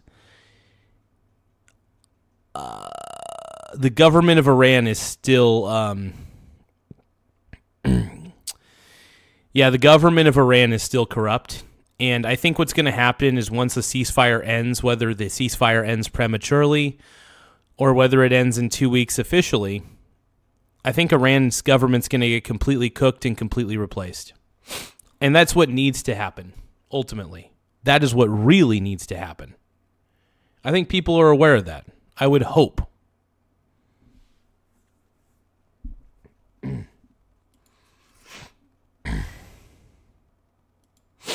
Folks that have been replaced are if we have people that are any better in place now or that are any more trustworthy than what we've previously seen from the regime. The good side of all of this is that, as you've pointed out, I mean, we are in that ceasefire moment. Real quickly, how do you see this playing out if, in fact, what we saw overnight and continuing to see today continues from Iran? Well, I don't think the ceasefire continues very long if things continue as they have since the ceasefire announcement was made. But I think long term, what we want to be able to make sure we do, and Iran's got an opportunity here to take a breath, take a step back, to let shipping in and out of the Strait of Hormuz, to stop attacking the GCC nations, and to prove that it's willing and able to negotiate in good faith. I haven't seen that yet, and until we see that, I have very little confidence that this ceasefire will hold or that it'll lead to a permanent settlement. Well, and military talk, stay ready so you don't I think the ceasefire is pretty much cooked. That's my belief. I might be wrong. I hope I'm wrong, but I do believe it's cooked. To get ready is what we'll continue to do, it sounds like, from you. There you go. Admiral, thank you very much. Good to see you. Be sure to like and subscribe for all the Fox News latest on YouTube and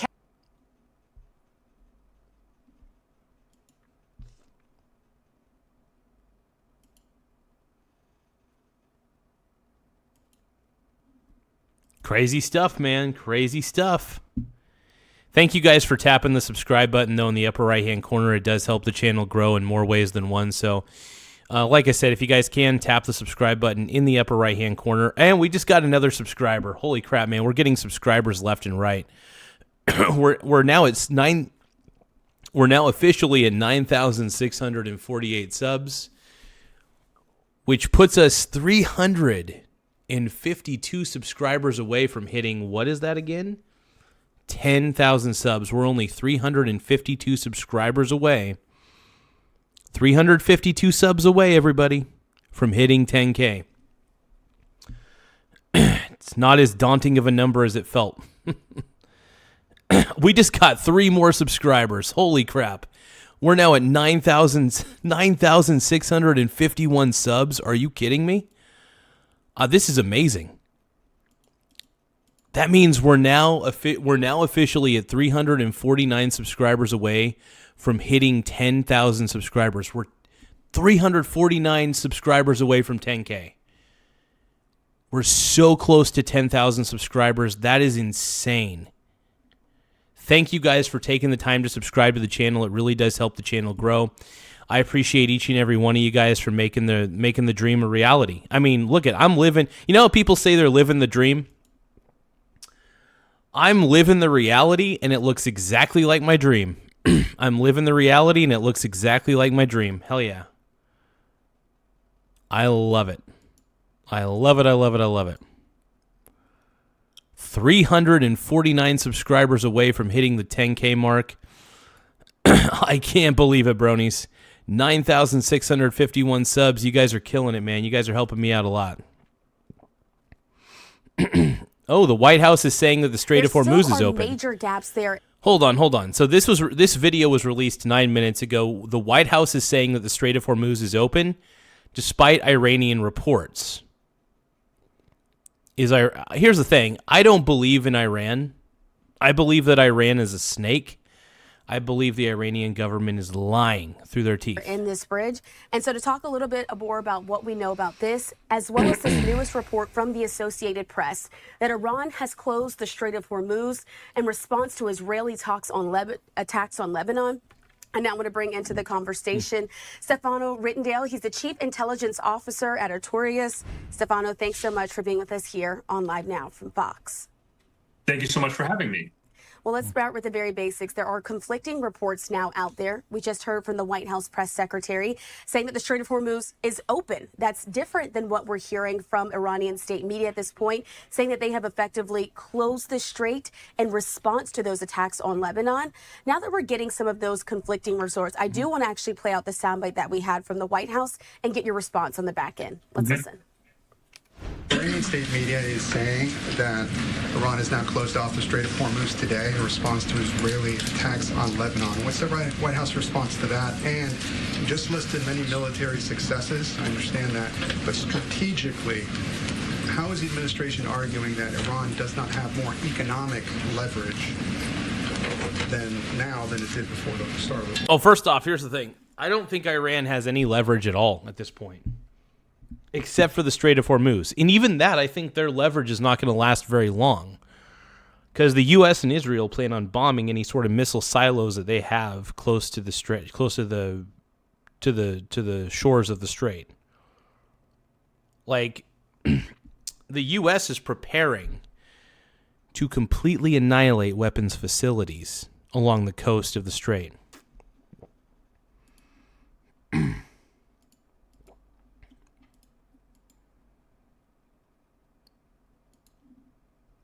But yeah, thank you guys for tapping the subscribe button in the upper right-hand corner. We're now at 9,651 subs.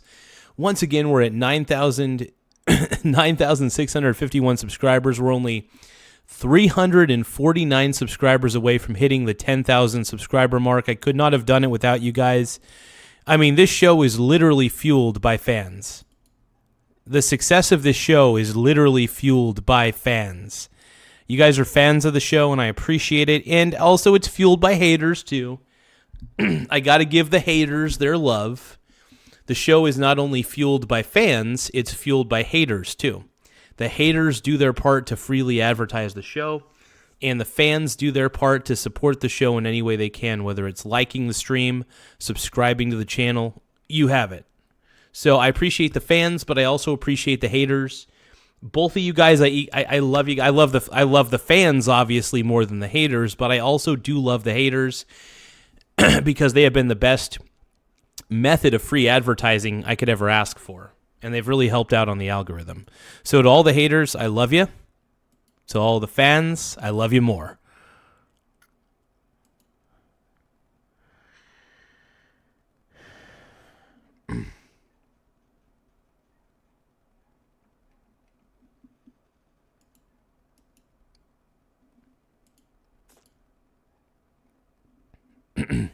But yeah, thank you guys for tapping the subscribe button. Let's keep going, man. Sure. Well, with respect to the first reporting out of Iranian state media, the president was made aware of those reports before I came to the podium. That is completely unacceptable. And again, this is a case of what they're saying publicly is different privately. We have seen an uptick of traffic in the strait today, and I will reiterate the president's expectation and demand. It is good that there's an uptick in traffic on the Strait of Hormuz. In the Strait of Hormuz, that's a good thing. That's actually a very good thing.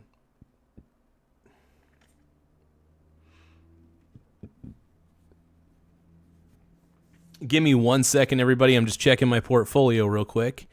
I was able to profit heavily today off of the crashes that happened in the marketplace. There were a lot of crashes that happened. Not crashes, sorry. I meant to say I profited from the stock market crashes that happened yesterday and the day before. Not the day before. Hold on. Yesterday and then I think Thursday. I'm getting my dates mixed up. Anyway, the markets were down for a bit. When the markets were down in the last 2 trading days, I was able to get into position very easily. I got into the best position I could.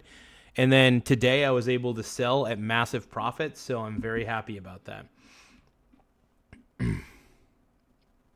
And that the Strait of Hormuz is reopened immediately, quickly, and safely. That is his expectation. It has been relayed to him privately that is what's taking place, and these reports publicly are false.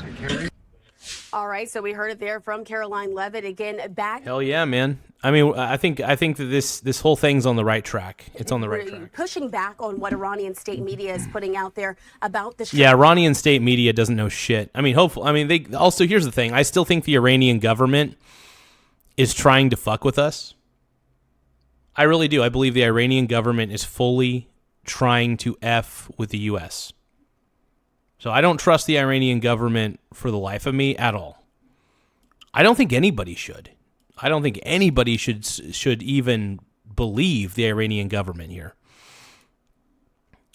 I don't trust them. Why would anybody trust the Iranian government? They've been known to lie excessively. It's been a bad thing. It's been a bad situation. Give me a moment, though. I am going to check on... I have a burrito on a frying pan, so hold on.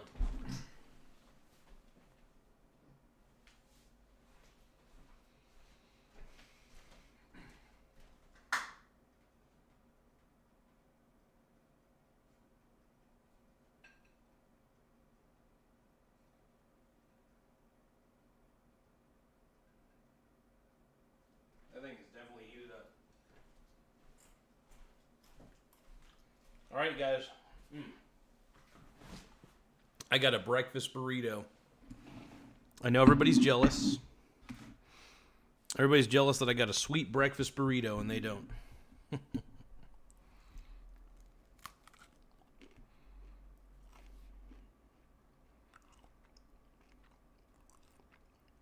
Yeah, it's pretty good.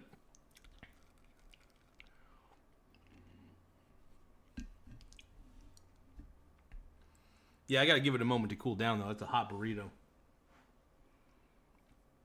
It's a hot burrito, man.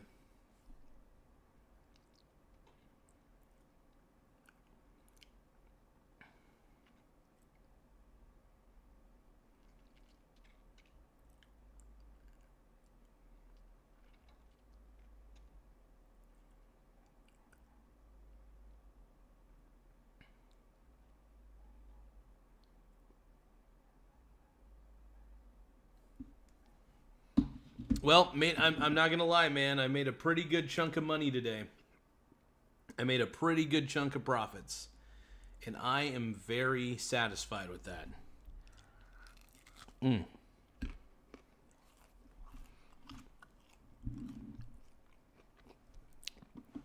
I feel like a swing trading success. Strait of Hormuz. So, Stefano, how do you characterize this ceasefire that we're seeing at this moment, being that there is this sort of back and forth that's not exactly clear? Right. So I think the ceasefire has a lot of issues right now with it. Not only this back and forth that's going on, and obviously both sides publicly are going to try to make the strongest argument of where they're on. And obviously most of this is going to be done behind the scenes, out of the public eye. And I think even the Iranians have been probably leveraging their state media and social media to claim much more wins than really what's going on, and really being much more acquiescence to U.S. demands privately behind the scenes and obviously in these negotiations. But regardless, it is tenuous. Yeah, basically, the Iranian government's lying through their teeth. Lying through their teeth. Hold on.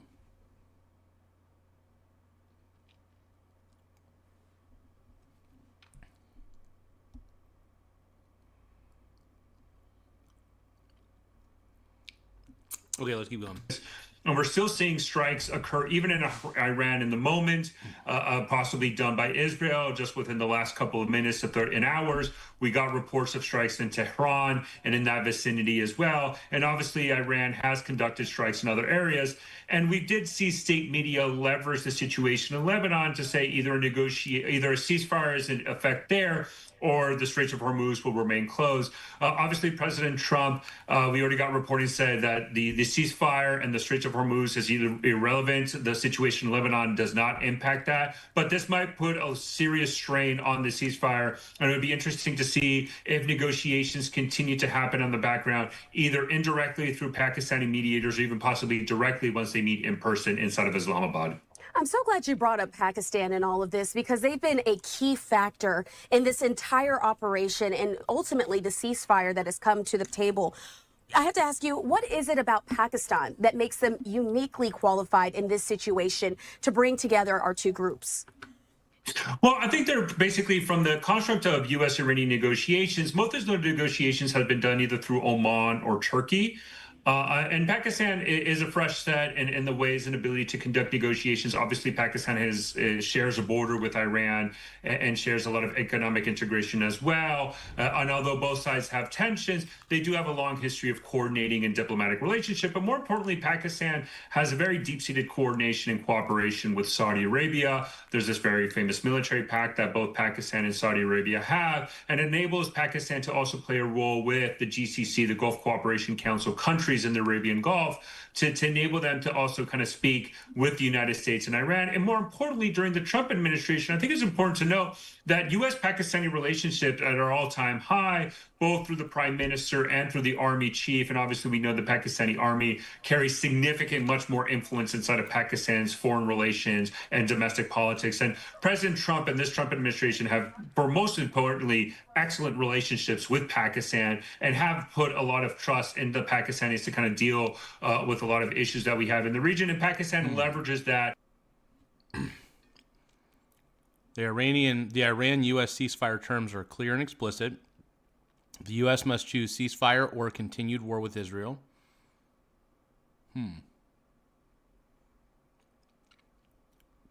It cannot have both. The world sees the massacres in Lebanon, balls in the U.S. court, and the world is watching whether it will act on its commitments. I don't know.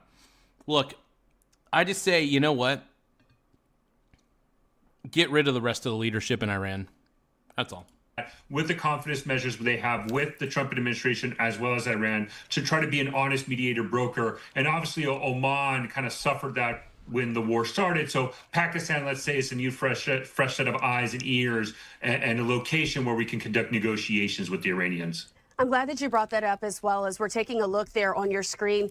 That's the post that was put out in the picture by the Pakistan leaders. They are able to put this out in their communication about the ceasefire agreement. And it was also seconded there by the Iranian foreign minister, saying that the U.S.-Iran ceasefire terms are clear and explicit. The U.S. must choose ceasefire or continued war via Israel. It cannot have both.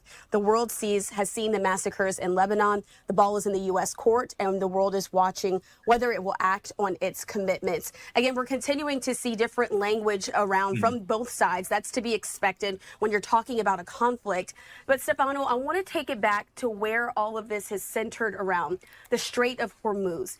Again, when it comes to this, President Trump and the Trump administration have been very vocal about the fact that they expect the strait to open up and remain open as this is ongoing. This is a live vantage point that we have of the marine traffic. It's a radar system. It needs to stay open, by the way. If Iran tries to collect any tolls or tries to do anything stupid, Iran's got to pay a price. That sort of watches where the ships are in the region as they're flowing through. Iran deserves nothing at this point. Nothing. I do want to ask you, hypothetically, if the strait is closed based off of what Iranian state media is saying, are there any military actions that the U.S. could take at this moment that might not jeopardize that ceasefire agreement that's so tenuous at this time?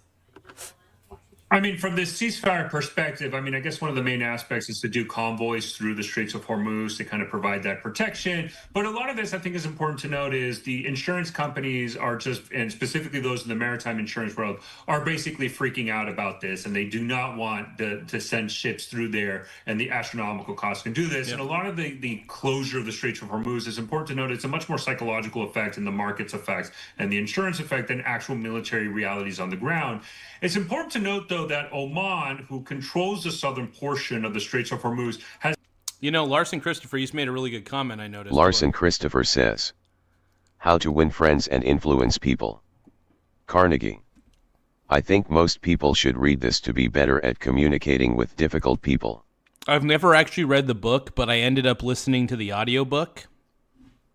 And I will say, sometimes difficult people, even if you talk to them the right way, sometimes they're just too difficult to deal with, you know?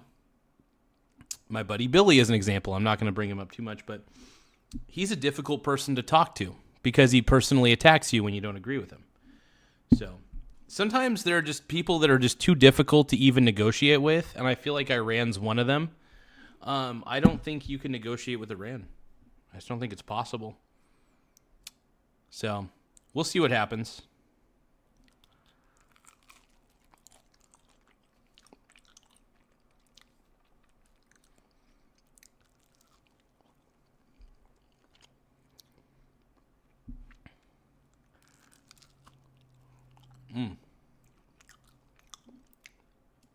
Hey, thank you guys for subscribing, by the way. I really appreciate everybody.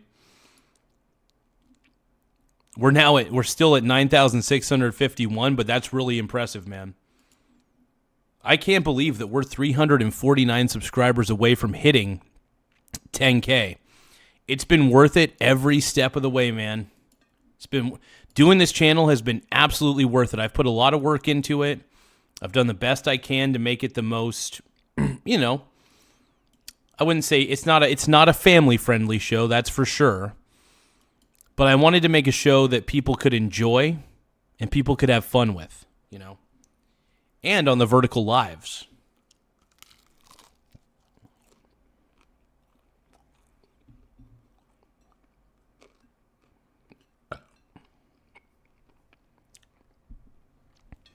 Look, if you guys think that Donald Trump's the man, please subscribe to the channel. If you guys believe that Trump is the GOAT, please subscribe to the channel. Let's go.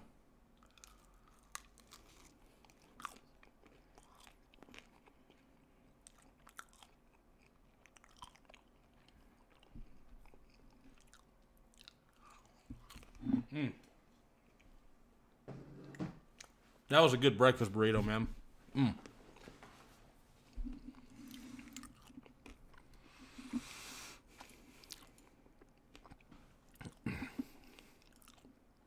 Has made it abundantly clear that they are not going to join Iran in charging any fees for any vessels who might cross the Straits of Hormuz, that they will honor international law and already established maritime agreements. Obviously, Oman is a member of the Gulf Cooperation Council. Larson Christopher says, the main thing I was mindfully applying was to stop complaining. Yeah, and that's a big thing, man. That's another thing. Larson Christopher says, never criticize, condemn, or complain. Best chapter I have ever read. I will say that I don't like to complain very much. I try not to complain, but I will say that I do criticize, and I don't really condemn. But I will say that on my show, I do criticize certain things. I criticize ideas more than anything. But yeah, no, here's the thing. Complaining, I think, is bad for your mental health. I try not to complain about anything. That's a big deal to me, man. I think complaining actually wires your brain to be a very miserable person. And I think the more that you complain, the more miserable you get. So try not to complain is all I'm saying. Try your best not to complain. Look, if you're dealt a bad hand, I was dealt kind of a weird hand in life. I can't say that I've lived the worst life in the world, but you know, starting out, it was a little bit difficult. and very reliant and dependent on relations with their Arab partners, and as such, they're not going to burn that bridge. And it's important to note also that Saudi Arabia, UAE, and the other Arab countries are going to have a vote in this matter, and they're not might look so kindly on Iran trying to charge a fee or keep the Straits of Hormuz closed. We've seen possibility of UAE. Hold on now, hold on. Annie01200 says. And we are closer to the frosting ketchup and tutu stream random guy LOL. I don't think I'm going to wear a tutu. I don't think I'm going to wear a tutu on the 10K stream, but I'll tell you what. I definitely want to do a frosting ketchup stream once we hit 10K. All right? That's in the cards, by the way. That's in the cards. It's not going to be immediate. It's not going to be immediate, but it's in the cards. We're right there. Oh, we got a couple more subscribers, by the way. We're now at 9,653 subs. That means we're only 347 subscribers away from hitting 10K. Once again, you guys are hearing me right. We are only 347 subscribers away from hitting 10K. Can you believe it? This is amazing. Thank you, one, and thank you all. Don't forget to tap the subscribe button in the upper right-hand corner, as it does help the channel grow in more ways than one.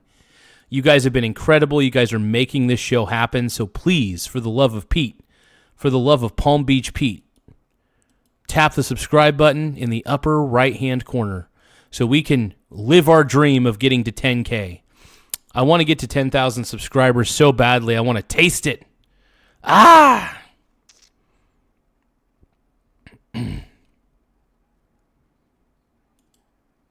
Larson Christopher says.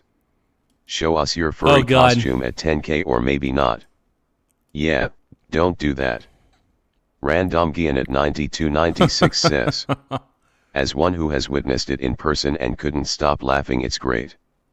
Annie01200 says. Come on tutu. I don't want to do the tutu, you guys. Says, I don't want to do. I'll do the ketchup and the frosting. I don't want to do a tutu though. And if I do the ketchup and the frosting, it's got to be at night. So it's not going to be immediate. Like if I hit 10K during the day, you know. Whoa. John Anthony, what are you saying? Never say taste it again? 77 says. Never say taste it again. Oh, because I said I want to taste it. Oh, God, I want to taste that 10K. I want to taste the 10K subscribership. Oh, my God. Oh, my God. Oh, Lordy. We're at 9,653 subs, everybody. That means we're 347 subscribers away from hitting 10,000 subscribers. So don't forget to tap the subscribe button. Be a simp, be a pimp. I don't care. Let's go, bro. Being much more aggressive, even militarily, against Iran. And so I think Iran has to be very careful that they might overextend their hand in these areas, and they might continue to either cause... I still think the Iranian government's cooked, by the way. I think they're cooked. Collapse of the ceasefire, or force the United States to take much more drastic measures to get them back at the negotiation table. Absolutely. And Stefano, I think the question on so many Americans' minds right now, when they're pulling up to the gas pump, they want to know that if this is as it is right now, is possibly going to bring the gas prices down over here in the U.S. Have you seen anything reported about the oil prices and the barrel prices as this is continuing on? We have seen a significant drop in oil prices just with the announcements of the ceasefire. That's obviously going to get a lot of Americans a sigh of relief. I think for most American people to understand, the issue in the United States is not necessarily fuel shortage. We have abundance of oil in the way where we collect oil is not really dependent on the Strait of Hormuz, but geopolitical tensions does affect because it's a global commodity traded in the international market, and that's why we've seen the price of oil go up. More importantly, though, I think a lot of countries around the world are going to put pressure on Iran to say it's time to open the Straits of Hormuz because we're also suffering economic damage. And most of the countries will leverage their influence to try to prevent Iran from charging tolls. But right now we have seen a drastic drop in the price of oil that will likely translate to lower oil gas prices for the American people. Absolutely. And we're also taking a look there at the market prices this afternoon. Things are in the green. If you've been paying attention to the market over the last month or so, it certainly has looked different than it is looking today, but we'll continue to keep you updated there here on Live Now from Fox. So, Stefano, I do want to ask you why. Oh, God.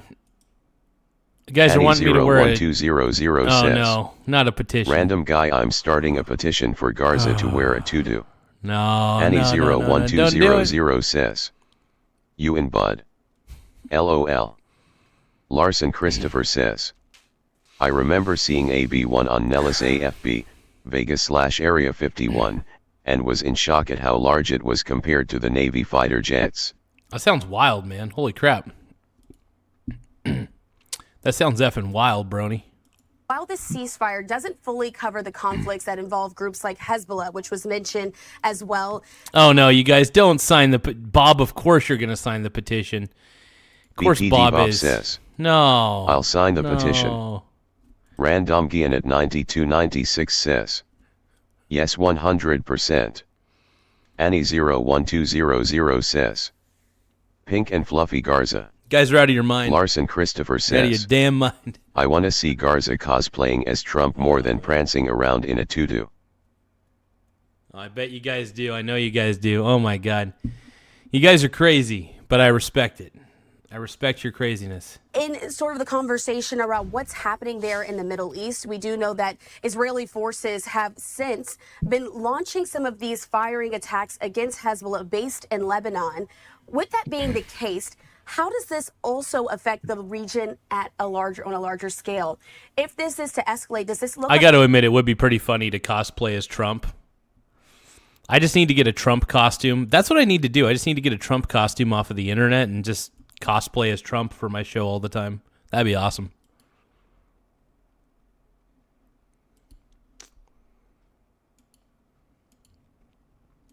like a way there would be full localized or maybe even a regional war that because they are not included in this current ceasefire? Well, I think it's important to note that since October 7, 2023, Israel and Lebanon and Hezbollah specifically have been engaged in active conflict, and that has not stopped. Even when there was an announcement of ceasefire between Hezbollah and Israel, Israel continued to conduct strikes against Hezbollah fighters in Lebanon. Okay, hold on. Mike Paolantonio 4693 says, Hey Garza, the dude, strait is closed again. It can't What be. do you think of that? That's what the Annie 01200 so says. the U.S. is saying that it's not. Okay, we are the best chat on YouTube, bro. No, so supposedly there are ships going through the Strait of Hormuz right now. Let me take a look. Let's see what the investors think. Let's see what the markets think. I will say that the markets are far more in tune with what's happening than any of us. Usually, sometimes the markets get it wrong, but.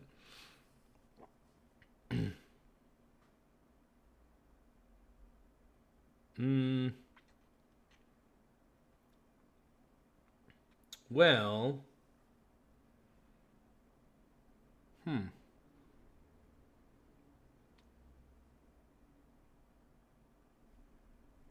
you know, I don't know.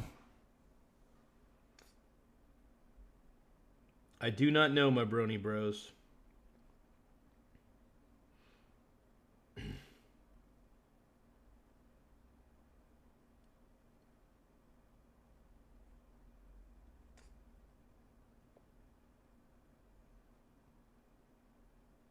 I will say this, though. The portfolio is looking good right now. The portfolio is looking grand. It's looking sexy. Larson Christopher says, UAE and Oman need to make a huge canal.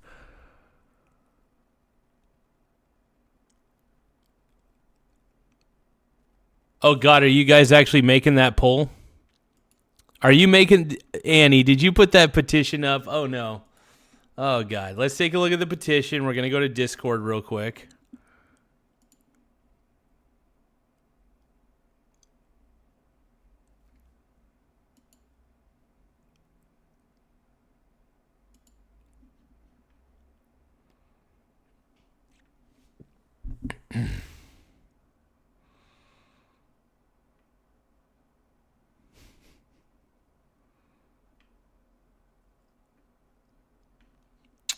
Nah, I'm loving it, dude. The Discord that we have is pretty dope, man. I love it.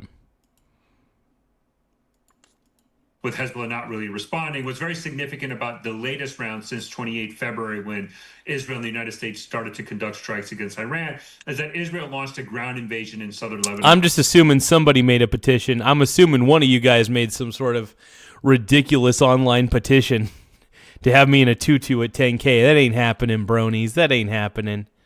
I mean, then again, never say never. I may happen to get a free tutu at some point, so we'll see. And a significant ground invasion, and their objective is to get to a critical terrain called the Litani River, which basically defines southern Lebanon. The overall goal of the Israeli Defense Force is to reach there, and that's a key differentiator. And what is clear is that as part of the ceasefire negotiation, both President Trump and Benjamin Netanyahu do not agree with Iran that Lebanon needs to be, and Hezbollah needs to be incorporated into this, that Israel wanted to... Yeah, I don't understand why Lebanon would be a part of this. Why would Lebanon be a part of the ceasefire agreement? That doesn't make any sense. Can you guys please explain to me why Lebanon would actually be part of this?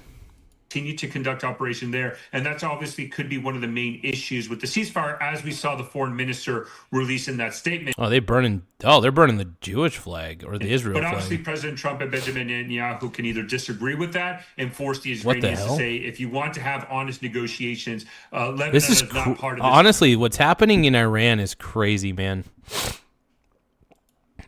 It's wild, dude. But no, I can't wait for Iran to be free. That's the one thing. I want to see Iran be free. I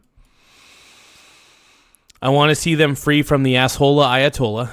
That's one thing. So, get rid of the terrible government in Iran. That's one big factor. Other than that, everything should be good. What do you guys think? Conversation, but we'll see how the Iranians respond. But we are seeing state media, at least in Iran, take a much hardline approach. The question is that really the position of the Iranian government as a whole? It really is so much to unpack here as the situation is continuing to unfold. New information seemingly coming in minute by minute, but that's why we appreciate Stefano Rittendale here for joining us on Live Now from Fox. Stefano, before I let you go, anything else that we've missed that we should be paying attention to in the next 24 to 48 hours? I think the main one that we should be keeping an eye on is reports of maybe even UAE getting militarily involved against Iran and Saudi Arabia as well, other Arab countries. We did get a lot of reporting and images that kind of indicate that, at least in the background militarily, I think UAE and Saudi Arabia are probably much more aggressive in their approach against Iran, maybe not necessarily direct military strikes, but we're getting interesting reports that might indicate that they might be much more aggressive now because they've reached their limits of Iran conducting strikes against their civilian infrastructures. Now we do need to go ahead and head back out. So what's this guy saying here? The Mayor Bosky says, there's tons of videos of Iranian citizens begging the US not to stop. Larson Christopher says, absolutely, Mr. Broski. Garza, you never looked up the capabilities of our SSBN subs. Slacker. No, I never did. Dude, sometimes I get lazy and sometimes I forget. Look, whether I know the capabilities of these submarines or not doesn't really matter in the end, because the submarines are going to kick ass one way or another. This is the most advanced technology that we have out there. Militarily speaking, though, militarily speaking, man, the U.S. is unmatched. We have the best technology. We have the best ships. And honestly, we can't obviously, I think, even though I'm not the biggest fan of funding a huge military-industrial complex, I'm not naive, though. I understand there are several countries or several people and terrorist organizations that hate the U.S. I think that this deal is extremely fragile. Oh, Vance on Iran. Let's take a look. JD Vance here. In Lebanon, because they want to make sure that our negotiations. So we're going to see what JD Vance is saying here. Is successful. That's not because that is part of the ceasefire. I think that's the Israelis trying to set us up for success, and we'll of course see how that unfolds in the next few days. But look. Oh shit! We just got another subscriber. We're 300. Dude, you guys, I can't believe this. Thank you guys for subscribing today. We've gotten so many subscribers in one stream today. I want to say thanks to everybody. We're currently sitting pretty at 9,654 subscribers. Once again, we're at 9,654 subs. That means we're only 346 subscribers away. 346 subs away from hitting 10,000. You guys, this is a big deal for the Michael Garza show. To everybody who's been here from the very beginning, we're going to be counting down the subscribers every time we do a live stream because we're so close to 10K. It's amazing. And I want to thank each and every one of you guys. Pure gratitude on my end. I am grateful as more than you guys could ever imagine for what you guys are doing.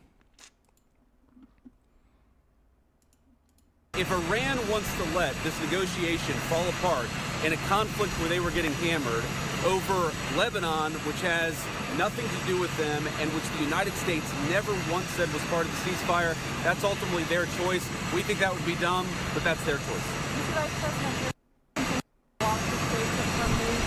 Do you have an expectation of when that strait is going to be open? Well, we've already seen an increase in traffic today. Hopefully we'll see an increase in traffic tomorrow. We actually think that we are seeing signs that the straits is starting to reopen. I think you guys have probably seen oil prices have come down, so I think the oil markets... Yeah, the oil markets are responding in kind. I mean, the fact that the Strait of Hormuz is opening back up means that, I mean, the oil markets, they understand exactly what's happening right now. So when you take a look at the oil markets, the oil is spiked down incredibly today. Markets went up today, too. Profits beyond profits beyond profits. So honestly, things seem to be looking up. But then again, it's just a ceasefire. It doesn't mean one thing's going to happen or another. We'll just have to take it one report at a time. And if you guys check the markets like a hawk, because you day trade or whatever, I wouldn't day trade, swing trade. That's not financial advice. That's just an old man preaching to the crowd. But no, I do want to thank you guys. Honestly, I've been streaming for almost 4 hours already. So before I let you go, make sure that you guys tap the subscribe button in the upper right-hand corner. Get this. We're only 345 subscribers away from hitting 10,000 subscribers. We're currently sitting at 9,655 subs. We're only 345 subscribers away from hitting the benchmark that we want to get to. Obviously, we're not going to stop there. People are going to keep piling in, and that's the way I like it. This show's gained legs. People, I'm going to say this, people my whole life, a lot of people have told me that I should be in radio, or maybe not television. I definitely got a face for radio, but well, then again, I'm showing my face on YouTube, whatever. But no, I was always told that I have a voice for radio. I do have a certain type of way of speaking. I would probably get kicked off the radio by the FCC a long time ago, so it's a good thing I never went into radio. But I think YouTube was the best thing for me. It allows me to take my vocal, I wouldn't say vocal talents. I'm not like the greatest. I'm not the greatest announcer of all time. Nothing like that. But I do feel like I've got a little bit of a talent. I got the grift of gab. I don't have the gift of gab. I have the grift of gab. And I really want to say thank you guys for believing in me, for having fun with this show. I really do hope that my show also provides you a sense of fun, I want to educate people on investing and stuff more than anything. So I do try to correlate what happens with local events, not local events, but global events, to what is happening in the markets, but also encourage people to be long-term investors, but also have part of their portfolio dedicated to active swing trading as well. I appreciate you guys. I do. I honestly, I don't think I've got the prettiest face in the world, but I think I look good enough for TV. Maybe not TV. I don't know. Basically, I am relegated to the scariest parts of YouTube. That's where I'm relegated to. And but I do want to thank you guys for being the greatest pink brony bros of all time. Don't forget to tap the subscribe button if you haven't already. And let's do this, man. Let's fucking go. All right, well, I'll catch you all later. I'll be doing a stream probably around, I don't know. I'm not going to promise a time, but later. See you on the next episode, everybody. Ooh woo.